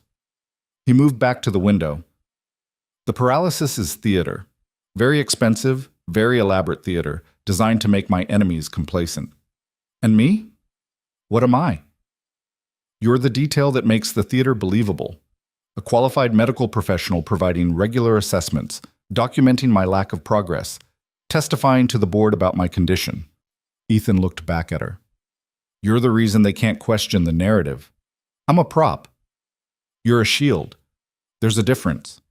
Claire wanted to be angry. She should be angry. Used, manipulated, turned into a tool in some corporate war she barely understood. But instead, she felt something else entirely. Clarity, purpose. The sense that she was finally doing something that mattered. "What happens when they figure it out?" she asked. "They won't. Not until I want them to. And when will that be? When I've secured enough votes to remove the board members working against me. When I've identified everyone involved in the takeover attempt. And when I've ensured that revealing the truth will destroy them instead of me." He turned fully to face her. 3 more months. Maybe 4. Can you maintain this for 3 more months? Claire thought about the board meeting, about Torres's predatory questions and Chen's dismissive attitude and Webb's smooth attempts at manipulation, about standing in front of 12 powerful people and lying with clinical precision. "Yes," she said. "I can do that." "Good." Ethan's expression shifted into something she couldn't quite read. "Because you're not just maintaining a lie anymore. You're actively building a case. Every assessment you document, every session you record, every piece of medical evidence you create, it all becomes part of the official record. When this is over, that record will prove I was unfit to lead during the exact period when the takeover was planned, which means every decision made by the hostile board members becomes legally questionable. You're going to sue them. I'm going to destroy them. Legally, financially, professionally." He moved closer, and Claire caught the scent of expensive cologne and something else. Exhaustion, maybe. Or the particular stress that came from fighting a war on multiple fronts. "But I need ammunition, and you're creating it. By documenting your fake deterioration. By providing legitimate medical assessments that happen to reflect the condition I'm presenting rather than my actual status." Ethan stopped directly in front of her. "It's not fraud if the observations are accurate to what's being observed. You're recording what you see. Not my fault if what you see is carefully constructed." The logic was twisted enough to make Claire's head hurt. That's a very thin legal line. It's the only line we have. They stood there in silence, close enough that Claire could see the fine lines around his eyes that suggested too many sleepless nights, the tension in his jaw that never fully relaxed. He looked tired. Actually tired. Not performing tired. "Why me?" she asked quietly. "You could have hired someone more experienced, someone with better credentials, fewer complications. I told you, your instincts, your pattern recognition. Ethan's voice dropped. And because when that patient's family tried to force you out for telling the truth, you didn't back down. You let them destroy your career rather than falsify your assessment. That kind of integrity is rare. So you hired me to help you lie. I hired you to help me survive. There's a difference. Claire wanted to argue, wanted to find the flaw in his logic that would let her walk away with her conscience intact. Instead, she heard herself say, "What happened to the person who tried to kill you? The one who got into the East Wing?" Ethan's expression went cold. "Vance handled it." "That's not an answer." "It's the only answer you're getting." He turned away. "The board will want your written assessment by end of day. Make sure it aligns with your testimony." Dismissed again. Claire should have left, should have gone back to her suite and written the report and maintained the professional distance that was rapidly dissolving into something far more dangerous. Instead, she said, "Ethan." He stopped, but didn't turn around. "When this is over, when you've won and the board is gone, and you don't need the wheelchair anymore, what happens to me? What do you want to happen?" The question hung in the air between them, weighted with implications neither of them was ready to address. "I want to know I helped," Claire said finally. "I want to know that all of this, the lying, the manipulation, the risk, I want to know it mattered." Ethan turned then, and his expression was raw in a way she'd never seen. "It matters. You matter. More than you know." He left before she could respond. Claire stood alone in his office, surrounded by books and expensive furniture and the ghost of his presence, and tried to figure out when exactly she'd stopped being just an employee and become something else entirely. The answer scared her more than the assassination attempt had. She spent the rest of the day writing the report, each word carefully calibrated to support the narrative without crossing into outright fabrication. Muscle response minimal. Range of motion limited. Patient compliance excellent despite lack of measurable progress. Prognosis guarded pending ongoing evaluation. She sent it to Margaret at 5 p.m. and collapsed on her bed, still wearing the suit Ethan had given her. Her encrypted phone buzzed an hour later. A message from Ethan. "The board accepted your assessment. Chen and Torres are calling for an emergency vote on temporary leadership transfer." Claire's stomach dropped. "When?" 2 weeks. Which means we have 2 weeks to ensure the swing vote lands on our side. How do we do that? We convince them I'm fighting, that I'm not giving up, not accepting defeat, still the man who built this company. A pause. Then, "Think you can handle a few more board meetings?" Claire looked at the ceiling and wondered what she'd gotten herself into. Then she typed, "How many?" "As many as it takes." "Then yes, I can handle it." "Good, because tomorrow we escalate." The message that followed was a detailed plan that made the board meeting look tame by comparison. Claire read it twice, her heart rate climbing with each paragraph. This wasn't just maintaining a lie anymore. This was warfare. And she'd just agreed to be Ethan's weapon. She fell asleep that night with the suit still on and the encrypted phone clutched in her hand, dreaming of boardrooms and battles she wasn't qualified to fight but couldn't walk away from. The escalation Ethan had promised came at 6 a.m. the next morning when Claire arrived at his suite to find it empty except for Vance, who was standing near the window with his phone pressed to his ear and an expression that made her blood run cold. He ended the call and turned to her. "Change of plans. We're going to the hospital." "What happened?" Ethan collapsed during his morning routine. Margaret found him unresponsive 20 minutes ago. Vance was already moving toward the door. "Ambulance is en route. You're riding with him." Claire's medical training kicked in before her brain could catch up. "Unresponsive how? Loss of consciousness? Seizure? Cardiac? I don't know. I wasn't there." Vance grabbed her arm and pulled her into the hallway. "What I do know is that 3 board members will somehow learn about this within the hour, and they'll want independent medical verification of his condition, which means you need to be there when he's admitted." The pieces clicked into place. "This is staged. This is necessary."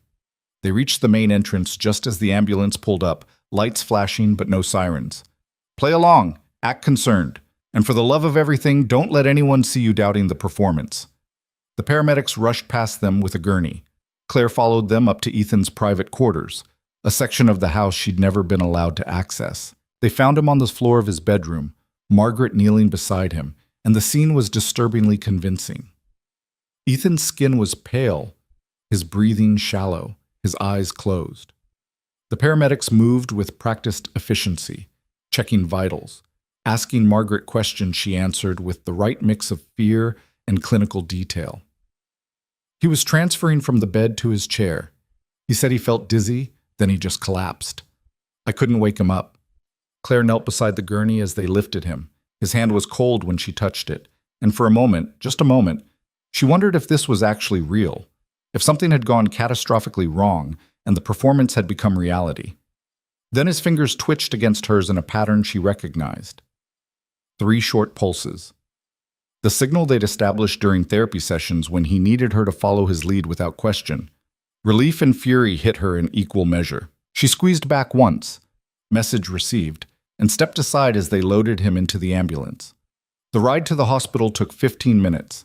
Claire sat beside Ethan while the paramedic monitored his vitals and radioed ahead to the ER. His blood pressure was low. His heart rate was elevated. Everything suggested a genuine medical emergency. Everything was a lie. At the hospital, they were met by a team that whisked Ethan away to a private room. Claire tried to follow, but was stopped by a nurse with kind eyes and a firm hand. Family only beyond this point. I'm his physical therapist. I need to provide medical history. The doctors will get what they need from his records. You can wait in the consultation room. Claire found herself deposited in a small room with uncomfortable chairs and motivational posters about staying positive. She pulled out her encrypted phone and typed, "What the hell is happening?" Vance responded immediately, "Exactly what needs to happen. Wait for the doctor." She waited. 20 minutes became 40, became an hour. Other people came and went, families getting news, patients being discharged, the steady rhythm of a hospital going through its daily chaos. Finally, a doctor appeared. Late 50s, expensive watch, the kind of confident posture that suggested private practice and 7-figure clients. "Miss Whitmore, I'm Dr. Richard Ashford. I understand you're Mr. Carrington's physical therapist." "Yes, is he stable? We're running tests, but initial assessment suggests a vasovagal response. Essentially, his blood pressure dropped suddenly, causing him to lose consciousness." Ashford sat down across from her. "Given his recent medical history, we're being cautious. I'd like to keep him for observation for 24 hours. Claire forced herself to look worried rather than skeptical. "A vasovagal response? That's unusual for someone his age without an underlying cardiac condition. Not unusual for someone under significant stress who's managing chronic pain and extensive physical therapy." Ashford's expression was carefully neutral. "I understand Mr. Carrington has been pushing himself quite hard in his rehabilitation efforts." "He has. Sometimes beyond what I'd recommend." The lie came easily now. Too easily. "I've documented concerns about overexertion in my treatment notes. I'd like to review those notes, and I'll need a full update on his current physical therapy regimen." Ashford pulled out a tablet. "The board has requested that I conduct an independent evaluation of his overall fitness. Given this morning's incident, I think that's warranted." There it was, the real purpose of this theater. An independent doctor providing objective assessment that would either support or contradict everything Claire had been documenting. "Of course," Claire said. "I can send you all my reports and session notes. When would you like to conduct the evaluation?" "Once he's cleared from observation, probably tomorrow afternoon." Ashford stood. "I assume you'll want to see him? He's asking for you." Claire followed him through corridors that smelled like antiseptic and resignation to a private room that probably cost more per night than most people's mortgages. Ethan was propped up in bed, connected to monitors that beeped in steady rhythm, looking appropriately weak and disoriented. "I'll give you a few minutes," Ashford said, and closed the door behind him. The moment the latch clicked, Ethan's expression cleared. "Check for cameras." Claire did a quick sweep. "We're clear." "What the hell was that?" "Insurance. Ashford is connected to Torres. They went to medical school together. She arranged for him to be on call today, conveniently available when I had my little collapse." Ethan pulled the IV line slightly. "He's going to examine me, find exactly what we need him to find, and report back to the board that I'm deteriorating faster than expected. And if he finds something that contradicts my assessments, He won't, because you're going to be in the room during his evaluation, and you're going to guide him toward the conclusions that support our narrative. Ethan's smile was sharp. Think of it as collaborative medicine. That's not how medicine works. It is when billions of dollars are at stake. He reached for her hand, and the touch sent electricity up her arm. I need you to trust me. Can you do that? Claire looked at him, really looked at him. At the IV, he didn't need, and the monitors recording vitals that were only abnormal because he was controlling them to be. At the performance he was giving even in a hospital bed with no audience except her. I trusted you when I signed the contract, she said quietly. I trusted you when I lied to the board. I'm trusting you now. But Ethan, she squeezed his hand. When this is over, you're going to tell me everything. No more carefully edited truths, everything. When this is over, he promised, there won't be anything left to hide. A knock at the door made them spring apart. A nurse entered with medication Claire knew Ethan wouldn't actually take.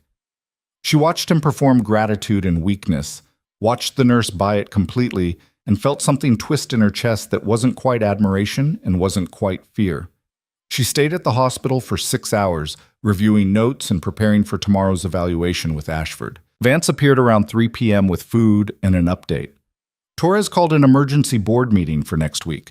She's using this incident as evidence that Ethan's condition is critical and leadership needs to be transferred immediately. Can she do that? With the right votes, yes, which is why Ashford's evaluation tomorrow is crucial. Vance handed her a coffee that was somehow exactly how she liked it. He needs to find decline, not catastrophic collapse that would trigger immediate removal, but steady deterioration that suggests Ethan's fighting a losing battle. You want me to help a doctor diagnose my patient with a condition he doesn't have.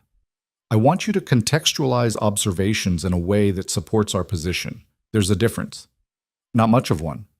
Enough of one to keep you out of jail. Vance's expression was serious. Claire, I know this is hard. I know it goes against your training and your ethics, but 200,000 jobs are riding on this. And if Torres succeeds, most of those people will be unemployed within 6 months.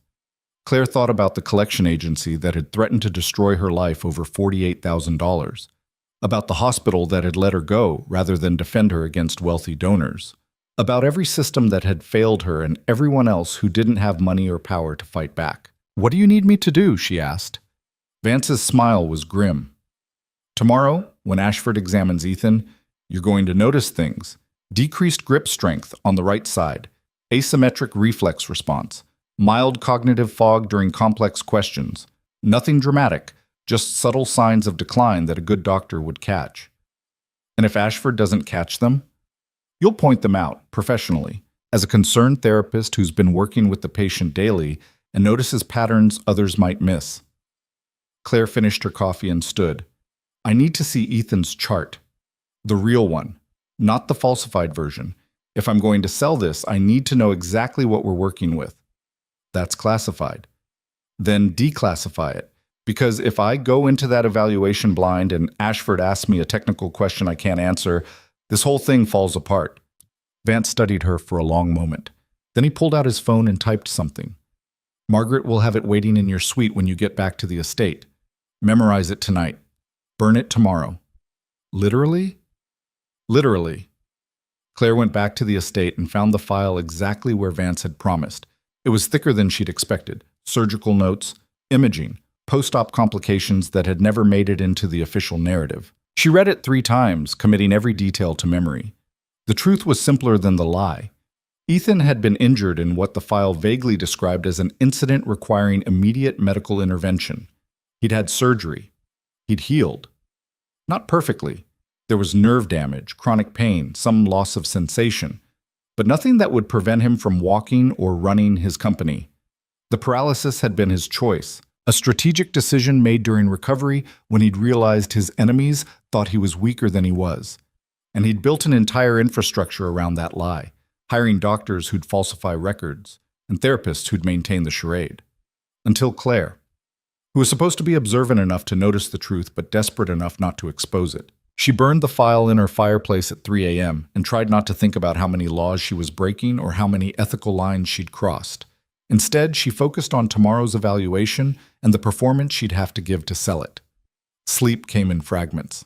She woke at 5, showered, dressed in the professional clothes that had become her armor, and returned to the hospital. Ashford arrived at 9 a.m. with an entourage, 2 residents, a nurse practitioner, and an air of absolute authority.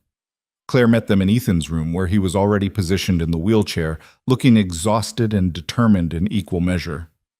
"Miss Whitmore?" Ashford nodded politely. "Thank you for joining us. I'd like to conduct a comprehensive neurological and physical assessment. Your input as the primary therapist would be valuable." "Of course." Claire pulled out her tablet with session notes. "Where would you like to start?" They started with cognitive function. Ashford asked Ethan questions designed to test memory, processing speed, executive function.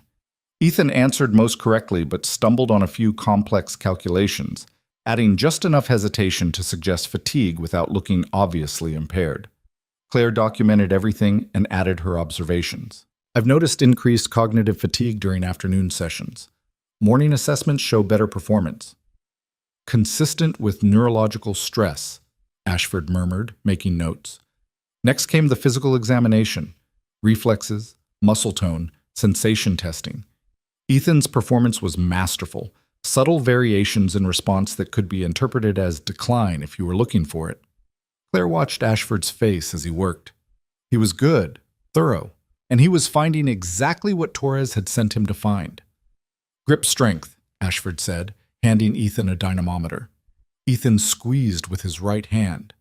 The reading was lower than it should be. He switched to his left, even lower. "That's decreased from your baseline," Claire said, checking her notes. 3 weeks ago, you were showing better strength bilaterally." "How much better?" Ashford asked. "Roughly 15% stronger on the right, 20 on the left." The numbers were invented, but her delivery was confident. "I've been monitoring it because asymmetric decline can indicate progressing neurological compromise." Ashford's expression sharpened. "Have you documented this in your reports?" "Yes, though I've tried to frame it optimistically for the patient's morale." She glanced at Ethan with what she hoped looked like professional concern. "Mr. Carrington has been under significant stress. I didn't want to add to it by emphasizing negative trends." "I appreciate your discretion, Miss Whitmore, but in cases like this, accurate reporting is more important than morale." Ashford turned to Ethan. "Mr. Carrington, I'm going to be frank with you. Based on this examination and Miss Whitmore's observations, I'm concerned about the trajectory of your recovery. The decline we're seeing suggests your condition may be progressing rather than improving." Ethan's face did something complicated. Fear and denial and anger, all carefully calibrated. Progressing toward what? "I can't say definitively without more extensive testing, but the pattern suggests increasing neurological compromise. It's possible the initial injury caused more damage than we realized, or that complications have developed." "What kind of complications?" "Scar tissue, inflammation, secondary degeneration." Ashford's voice was gentle, clinical. "I'd recommend a full workup, updated imaging, nerve conduction studies, possibly a surgical consult to evaluate whether intervention might prevent further decline." Claire watched Ethan process this fictional diagnosis with an expression that looked genuinely devastated. She felt sick. "How long?" Ethan asked quietly. "If this continues, if it gets worse, how long before..." "Before what?" "Before I'm completely..." He didn't finish the sentence. "I can't give you a timeline. Every patient is different." Ashford put a hand on Ethan's shoulder. "But I will tell you that continuing to push yourself the way you have been is only going to accelerate any decline. You need to reduce stress, scale back your professional responsibilities, focus on your health." "I can't. The company will survive without you running it into the ground along with your body." Ashford's expression was stern. "Mr. Carrington, you're not invincible. And if you don't start taking this seriously, you're going to end up significantly more impaired than you are now." The conversation continued for another 20 minutes, Ashford laying out recommendations that Ethan accepted with visible reluctance. When the doctor finally left with his entourage, Claire and Ethan sat in silence. "That was perfect," Ethan said finally. "Ashford's going to report to Torres that I'm declining. She'll use it to push for the emergency vote. And when I show up and prove I'm still competent enough to fight, it'll make her look reactionary. And if she wins the vote anyway? She won't, because we're going to spend the next week convincing the swing vote that I'm wounded but not broken, fighting but not defeated. He looked at her with an intensity that made her chest tight. Think you can handle one more performance? Claire thought about Ashford's kind concern and fake diagnosis. About the residents taking notes on a condition that didn't exist. About the elaborate infrastructure of lies they'd built and the jobs riding on its success. Yes, she said. I can handle it. They discharged Ethan that evening with instructions to rest and reduce stress, instructions everyone knew he wouldn't follow. Claire rode back to the estate in the same car, Vance driving in silence while she and Ethan sat in the back and pretended the previous 12 hours hadn't fundamentally altered something between them. The week that followed was brutal.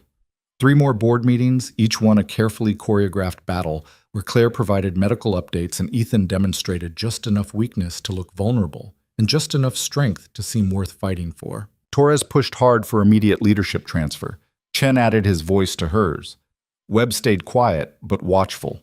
In the swing vote, a woman named Patricia Zhao, who'd built her career on being unpredictable, watched everything with eyes that missed nothing. On the Thursday before the emergency vote, Zhao requested a private meeting with Claire. They met in a conference room on neutral ground, a law office downtown that specialized in corporate warfare. Zhao arrived alone, which was somehow more intimidating than if she'd brought an army of lawyers. Miss Whitmore, thank you for meeting with me. Of course. Claire sat across from her and tried to project confidence she didn't feel. Zhao was 60, maybe older, with the kind of face that gave nothing away and hands that moved with precise economy. She laid out a file on the table between them. I've reviewed your assessments, all of them, including the ones you've submitted to the board and the ones Dr. Ashford provided after his evaluation. She opened the file. They're very thorough, very professional, and very convenient. Claire's stomach dropped. I'm not sure what you mean. I mean that your observations perfectly support the narrative that Ethan Carrington is fighting a noble but losing battle against catastrophic injury. They provide just enough decline to suggest he's in trouble, but not so much that he appears immediately incompetent. Zhao looked up. It's almost too perfect. I document what I observe. I'm sure you do. Zhao pulled out a single sheet of paper. This is a report from a private investigator I hired. It details your financial situation before accepting this position. $48,000 in debt, threatened with legal action, desperate enough to take a job that appeared too good to be true. Claire's mouth went dry. Now, I'm not suggesting you've done anything illegal, Zhao continued. Your credentials are legitimate, your assessments are technically sound, but I am questioning whether your judgment might be influenced by the fact that Ethan Carrington owns your debt and controls your financial future. He paid what I owed. You're not compromised. I know. You're professional and ethical and completely trustworthy. Zhao's smile was sharp. The question is whether the board will believe that when Torres inevitably discovers your financial situation and uses it to discredit everything you've testified to. The room felt too small, too hot. Claire forced herself to breathe evenly. What do you want? She asked. The truth. Zhao leaned forward. Not the truth you've documented for the board, not the truth Ethan wants everyone to believe. The actual truth about his condition. I've told you the truth. You've told me what you've been instructed to tell me. There's a difference. Zhao's expression softened slightly. Miss Whitmore, Claire, I've been on this board for 15 years. I've watched Ethan build this company from his father's failing legacy into something that actually helps people. I respect him. But I also know when I'm being played. I'm not, yes, you are. And so am I. And so is everyone else in this situation. Zhao closed the file. So here's what's going to happen. You're going to tell me the truth. I'm going to decide whether that truth changes my vote. And depending on what you say, I'll either help Ethan win or I'll help Torres take him down. Your choice. Claire looked at the woman across from her and saw something she hadn't expected. Not hostility, not manipulation, just exhaustion and a desire for honesty in a world built on calculated deception. She made a decision that would either save everything or destroy it. He can walk, Claire said quietly. Zhao didn't react, just waited. The paralysis is real in the sense that he was injured and required surgery, But the extent of the disability is exaggerated.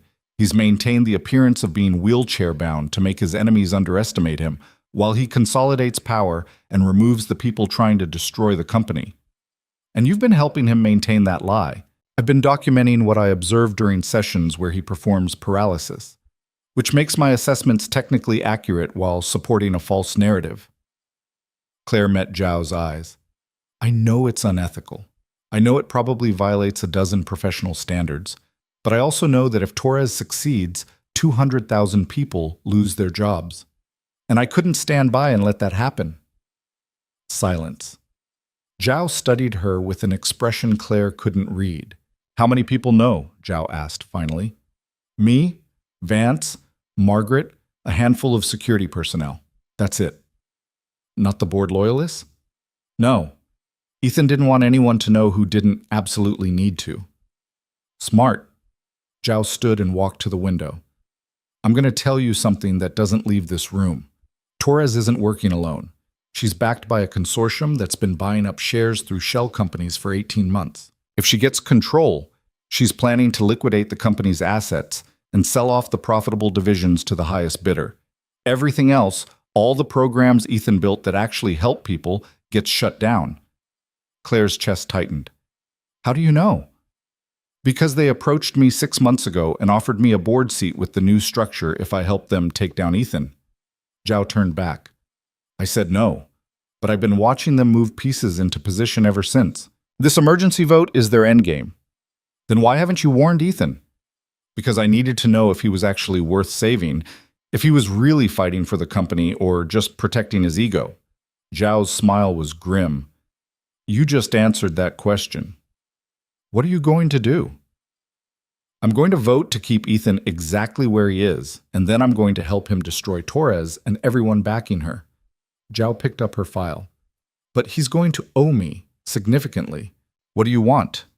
Transparency. Real transparency. Not this performance he's been giving. Zhao moved toward the door.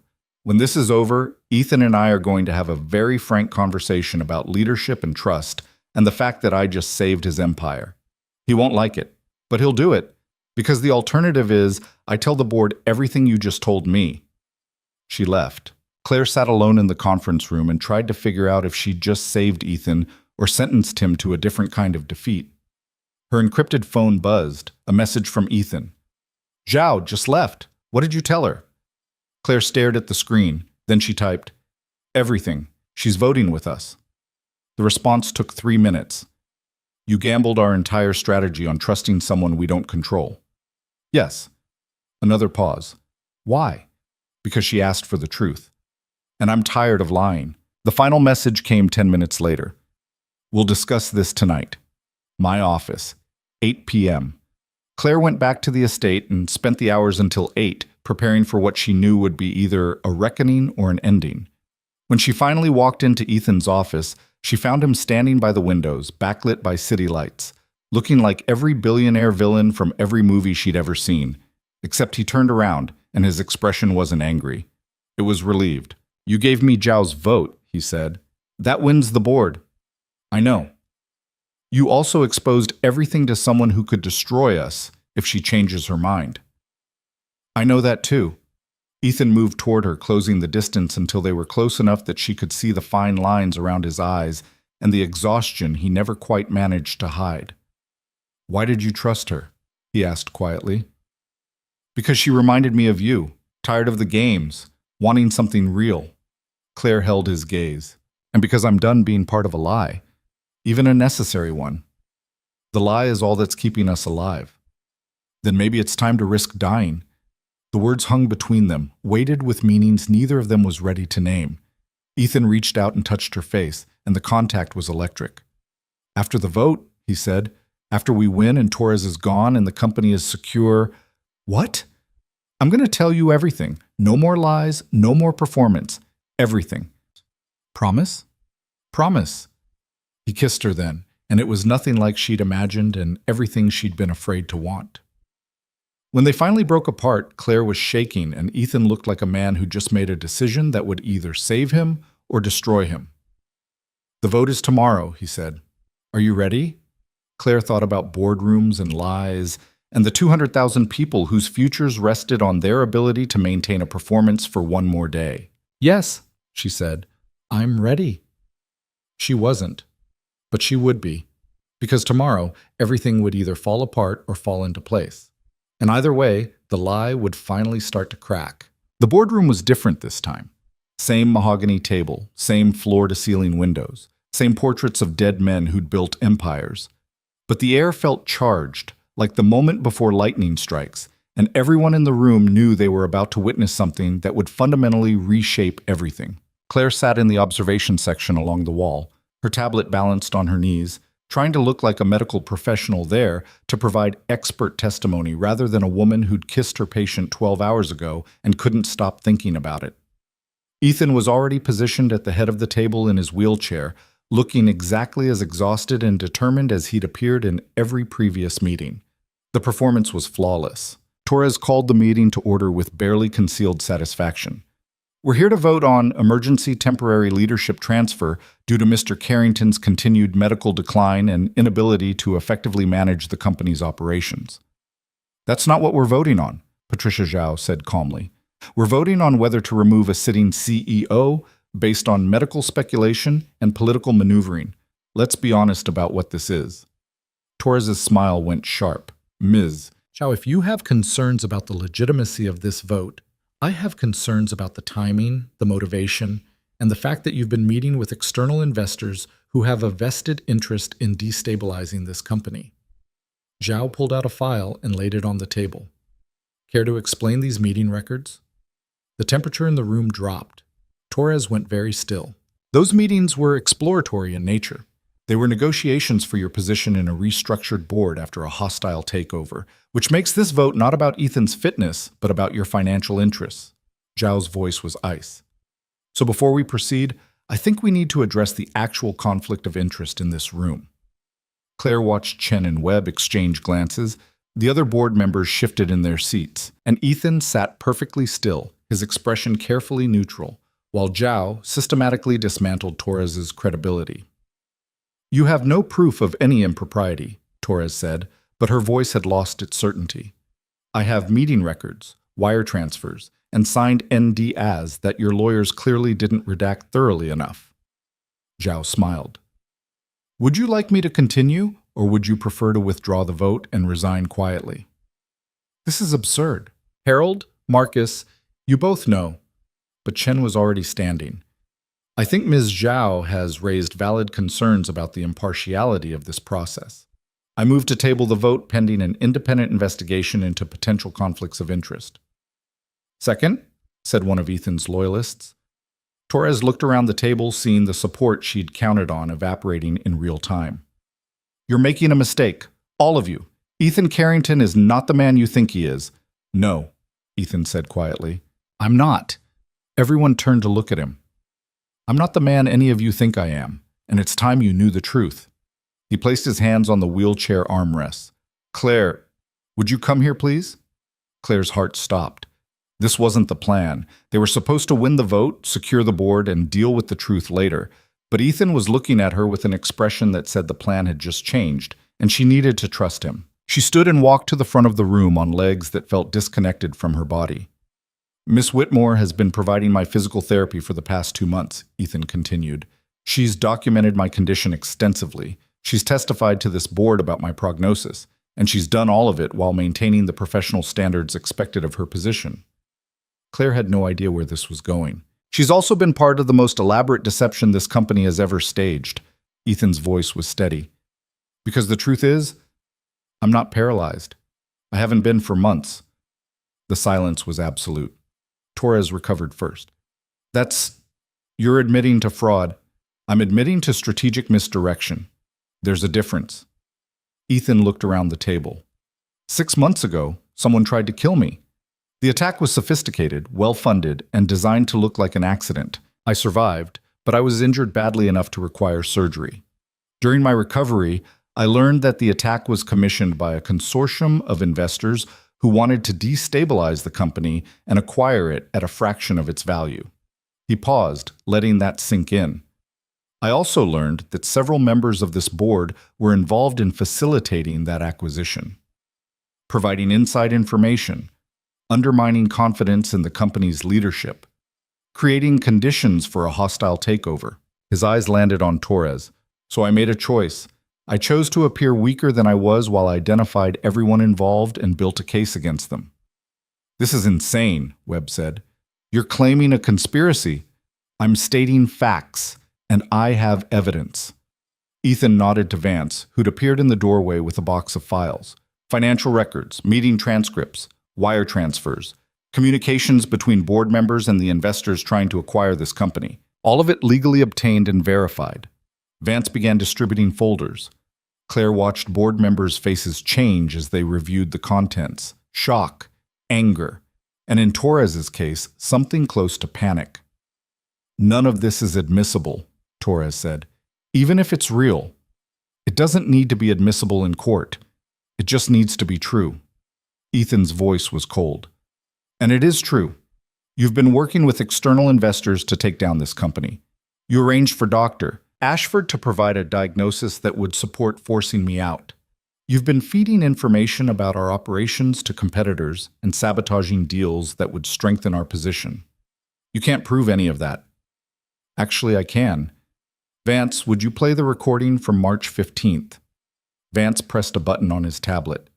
Torres's voice filled the room, crystal clear, discussing timeline and strategy with someone whose voice Claire didn't recognize. The conversation was damning, explicit, impossible to explain away.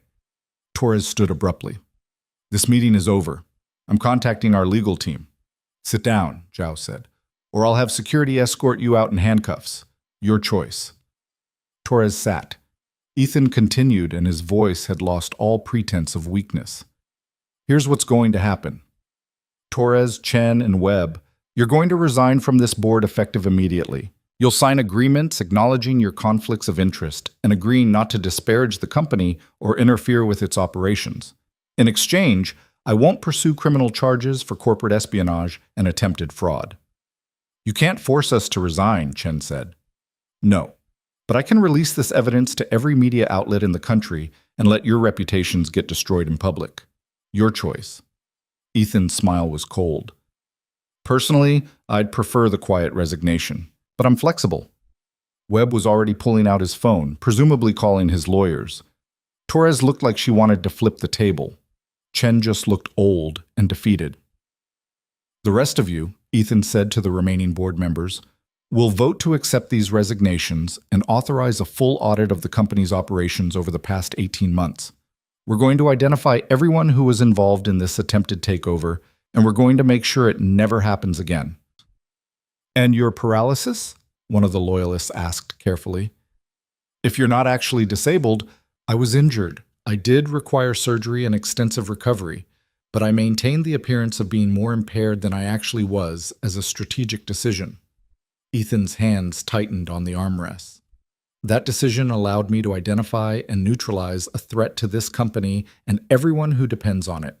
I won't apologize for protecting 200,000 jobs. But you lied to us, another board member said. You let us believe. I let you believe what you needed to believe to keep you safe. If you'd known the truth, you would have been potential targets or potential leaks. Ethan's expression was hard. I trust you to run this company, but I couldn't trust you with information that could get you killed. The logic was brutal and probably accurate. Claire watched it land on various faces around the table. Acceptance, anger, reluctant understanding. What about Miss Whitmore? Zhao asked. She's been providing false medical assessments. She's been providing accurate assessments based on the condition I presented during therapy sessions, Ethan corrected. Everything she documented was true to what she observed. The fact that I was performing a specific condition doesn't make her observations fraudulent. It was a thin defense, but technically accurate. Claire felt every eye in the room turn to her. Is that true? Zhao asked. Claire thought about lying, about maintaining the fiction for just a little longer, but she was so tired of lies. Yes, she said. Mr. Carrington presented with symptoms consistent with incomplete spinal cord injury and limited mobility. I documented those symptoms accurately. I didn't know the extent to which his condition was being controlled until several weeks into treatment. But you continued documenting after you knew? I continued providing medical care to a patient who was under significant physical and psychological stress. The fact that some of his limitations were strategic rather than purely medical doesn't change the fact that he needed therapy. It wasn't quite the truth, but it was close enough. Zhao studied her for a long moment, then nodded. I think we've established sufficient context. Let's vote on the resignations. The vote was unanimous. Torres, Chen, and Webb were out. The audit was approved. And just like that, the war Ethan had been fighting for 6 months was over. Almost. The meeting dissolved into chaos, lawyers being called, security escorting the disgraced board members out, loyalists gathering around Ethan with a mixture of relief and residual shock. Claire slipped out during the confusion and made it halfway down the hall before Vance caught up with her. That was not the plan, she said. Ethan changed it, decided the best defense was full transparency. Vance's expression was unreadable. He's asking for you, his office, now. Claire found him there 15 minutes later, standing by the windows, no wheelchair in sight. He changed out of the formal suit into jeans and a shirt with rolled sleeves, and the transformation was startling. He looked younger, less controlled, almost human. That was insane, Claire said from the doorway. That was necessary. Ethan turned to face her. Torres was going to expose everything anyway. I saw it in her face when Zhao started showing the evidence. She was going to burn it all down rather than go quietly. So I took control of the narrative first. By admitting to fraud in front of the entire board. By admitting to strategic misdirection and providing context that made it justifiable. He moved toward her. The difference matters. Does it? Because I just watched you destroy 3 people's careers and admit to an elaborate conspiracy, and I can't tell if you're a hero or a villain. I'm neither. I'm just someone who was trying to survive. Ethan stopped a few feet away. And I couldn't have done it without you. Don't make me complicit in something I'm still not sure was right. It saved 200,000 jobs, Claire. It stopped a takeover that would have gutted this company and destroyed communities that depend on our operations. How is that not right? Because you lied. The words came out sharper than she'd intended. You lied to your board, to your investors, to everyone who trusted you. And you made me lie too. You built this elaborate performance and cast me in it without asking if I wanted the role. I asked you to stay multiple times. I gave you the option to leave. After I'd already signed a contract that would destroy my career if I broke it. After you'd paid my debt and made me financially dependent on you. That's not a choice, Ethan. That's coercion wrapped in expensive paper. The words hung between them. Ethan's expression shifted through several emotions before settling on something that looked like pain. You're right, he said quietly. I manipulated you. I used your desperation and your skill and your integrity to build a lie that served my purposes. And I told myself it was justified because the alternative was worse. But that doesn't change what I did to you. Claire felt her anger deflate slightly. So what now? Now I keep my promise. I tell you everything. He gestured to the couch. Sit. This is going to take a while. She sat. He paced. And over the next hour, he told her the full story. The attack 6 months ago hadn't been a car accident. It had been an ambush. 3 men with military training who'd forced his car off the road and shot him twice before Vance's team arrived. He'd survived but sustained serious injuries, including a fractured spine that required immediate surgery. During recovery, Vance had identified the financial trail connecting the attack to a consortium of investors led by Torres. They'd been planning the takeover for over a year, slowly buying up shares through shell companies and positioning themselves to strike the moment Ethan showed weakness. So Ethan had given them weakness. He'd exaggerated his injuries, staged the paralysis, and used the time to build a case while appearing too incapacitated to be a threat. The wheelchair was bait, he said. Every board meeting, every medical assessment, every public appearance where I looked weak and vulnerable, it was all designed to make them confident enough to move openly. And it worked. They got sloppy. They left trails, and Vance collected every piece of evidence we needed. But you couldn't use it without revealing you'd been lying about your condition, Claire said. Exactly, which is where you came in. I needed a physical therapist who was good enough to notice the inconsistencies, but desperate enough to keep working despite them. Someone who could document my supposed decline while maintaining enough professional credibility that the board would believe your assessments. A prop. A key piece of the strategy, Ethan corrected. And I chose you specifically because I knew you'd figure it out eventually. I needed someone smart enough to understand what was really happening, but ethical enough to be genuinely conflicted about it. Why? Because if you'd just gone along without question, your testimony wouldn't have been convincing. But if you struggled with it, if you were clearly uncomfortable but still committed to doing your job, that made it real. He finally stopped pacing and looked at her. I'm sorry. I'm sorry I used you. I'm sorry I put you in an impossible position. And I'm sorry I let myself care about you while knowing I was manipulating you. The last part hit her like a physical blow. You care about me? More than I should. More than is probably smart given that I hired you under false pretenses and built our entire relationship on a foundation of strategic deception. His smile was bitter. But yes, I care about you. And I have no right to ask you to stay now that the lie is over. Claire sat there processing everything he'd told her. The attack, the conspiracy, the elaborate performance he'd maintained for 6 months, the fact that she'd been a carefully selected tool in a plan designed to save a company and destroy his enemies. And underneath all of that, the truth that he'd kissed her last night like a man who had nothing left to lose. What happens now? She asked. With us, I mean. Not the company. I don't know. That depends on you.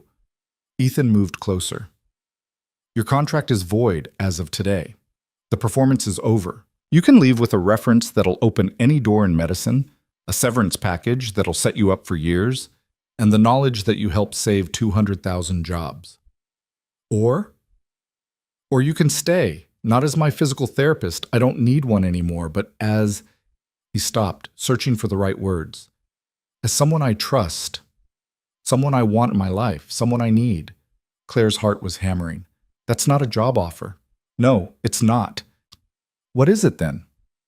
An invitation to figure out what we are when we're not performing for an audience. To see if what we built during the lie can survive the truth. He sat down beside her. I know I have no right to ask. I know I've given you every reason to walk away. But I'm asking anyway. Claire looked at him. Really looked at him, at the exhaustion that was finally showing through now that the performance was over, at the vulnerability he was letting her see, at the man underneath the billionaire strategist who'd orchestrated an elaborate deception to save his company. I need you to promise me something, she said. Anything. No more lies, ever. If we're going to try this, whatever this is, I need complete honesty. Even when it's hard, even when it's dangerous, no more strategic omissions or carefully edited truths. I promise. Ethan's voice was steady. No more lies. And if I stay, it's not as an employee or a prop or a strategic asset. It's as an equal, someone you consult, not someone you manipulate. Agreed. And we're going to deal with the fact that you created an entire fictional medical condition and I documented it professionally. Because that's going to come back eventually, and I need to know we have a plan. The legal team is already working on it. Your assessments were accurate to what you observed. My performance was the variable, not your medical judgment. We can defend that. He reached for her hand. But yes, we'll deal with it, together.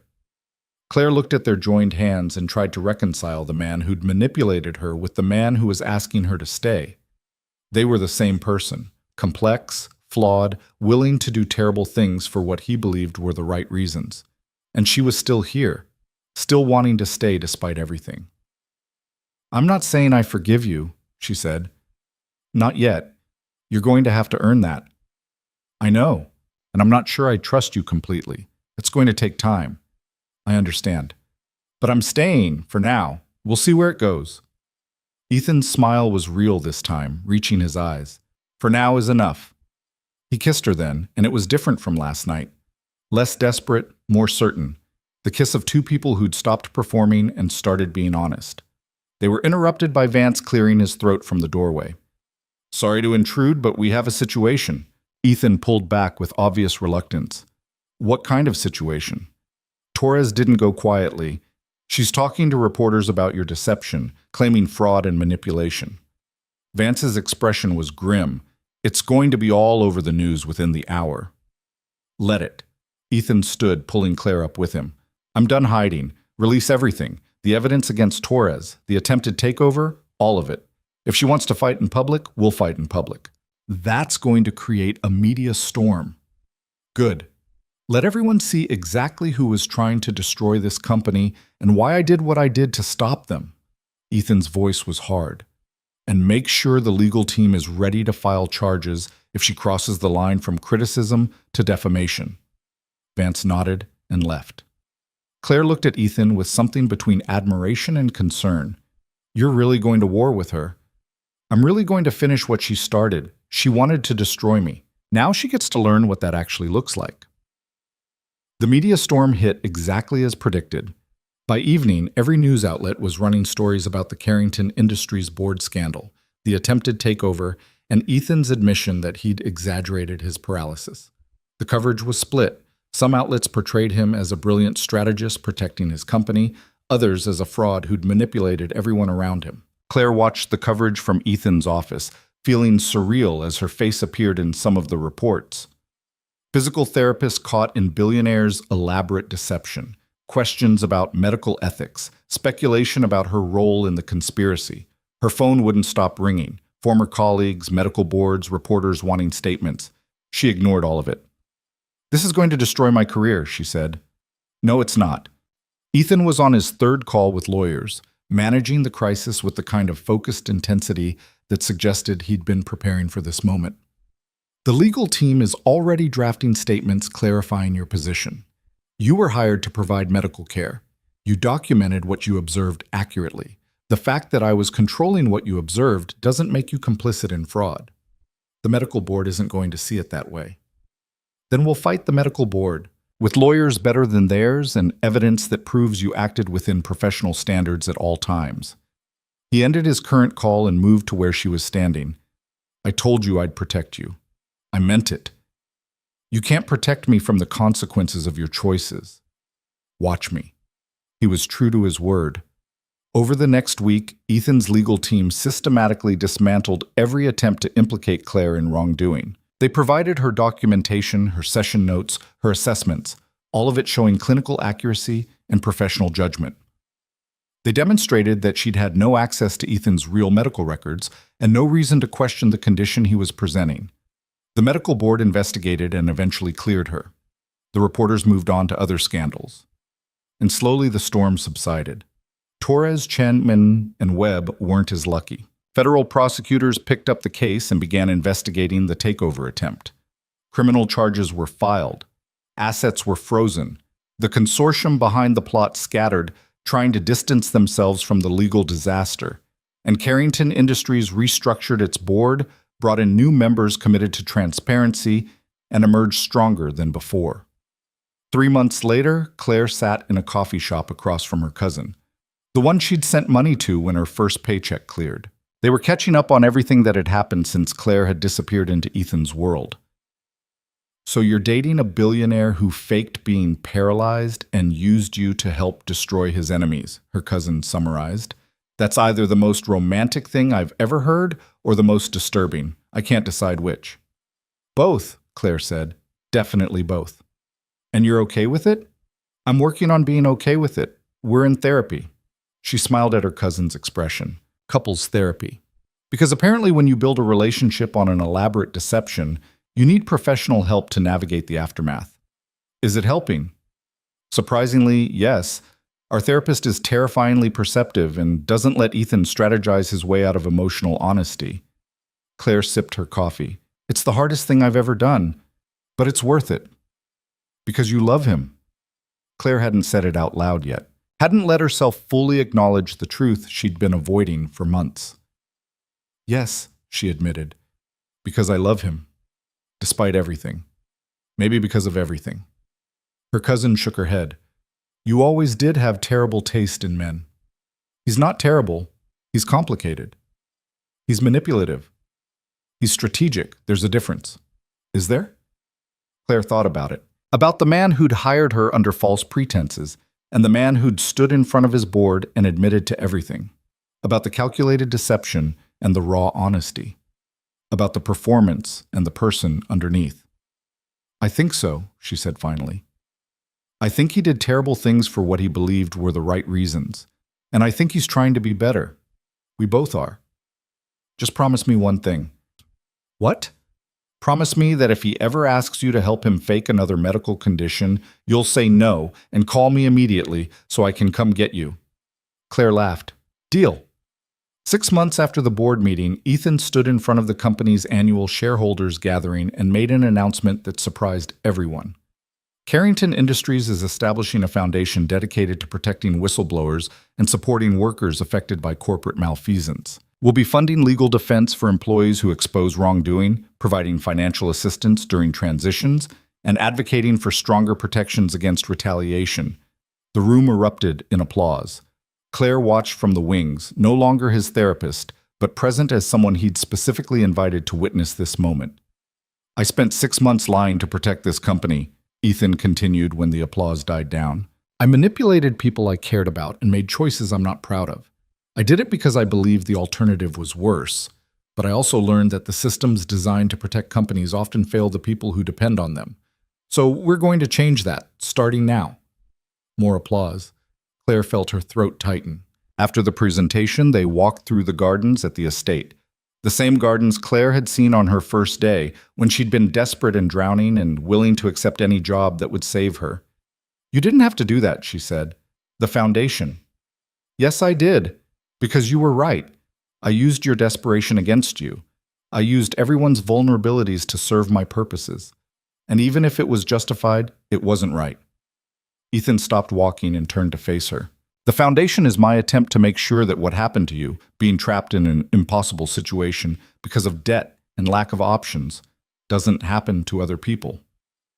That's going to cost you millions. Billions, probably. I'm okay with that." Claire looked at him and saw the man she'd come to love. Flawed, complex, capable of both ruthless strategy and genuine compassion. Not perfect, not even close, but trying to be better. "I forgive you," she said. Ethan blinked. "What?" "For manipulating me, for using me, for all of it. I forgive you." Claire moved closer. "Not because what you did was okay, but because I understand why you did it. And because you're actually trying to make amends instead of just apologizing and moving on. Claire, and I love you, which is probably stupid and definitely complicated, but it's true." She smiled at his stunned expression. "You don't have to say it back. I just needed you to know." Ethan pulled her close and kissed her with an intensity that suggested words weren't necessary. When they finally broke apart, he was smiling. "I love you too. Have for months, since you called me out for lying on your second day and refused to let me intimidate you." He brushed hair away from her face. "You're the bravest person I've ever met, and the most honest, and you make me want to be better." "You are better." "I'm trying to be, with your help."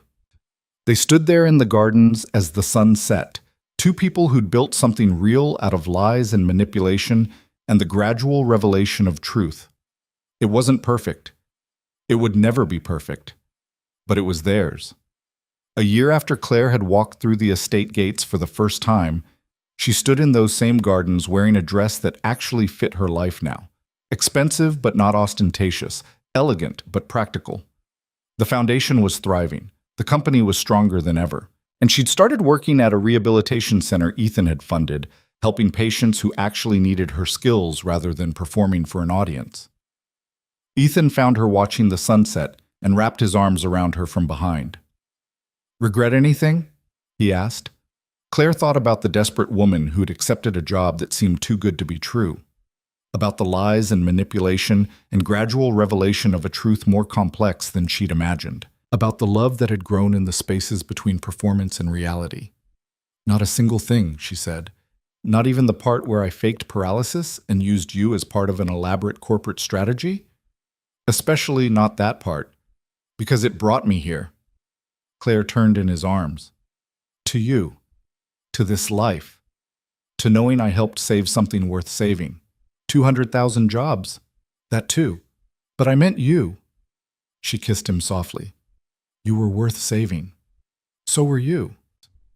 They stood there as the sky turned from gold to purple to dark. Two imperfect people who'd found each other in the middle of a war neither of them had been fully prepared to fight.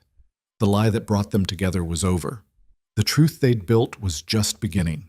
And somewhere in the city beyond the estate walls, 200,000 people went to work at a company that had survived because one man had been willing to fake weakness, and one woman had been desperate enough to help him maintain it. They'd never know the full story. They didn't need to. What mattered was that the jobs existed, that families were fed, that communities thrived. And in the quiet of the gardens, Claire and Ethan held each other and knew that sometimes the most important truths grow out of the most elaborate lies. Not because deception is noble, but because the choice to stop lying, to strip away the performance and risk being seen completely, is the most honest thing two people can do. The wheelchair sat in storage somewhere, a prop from a performance that had saved an empire and destroyed the people who'd tried to take it. Claire never asked what Ethan had done with it. Some symbols were better left in the past. What mattered was the future, and theirs looked bright,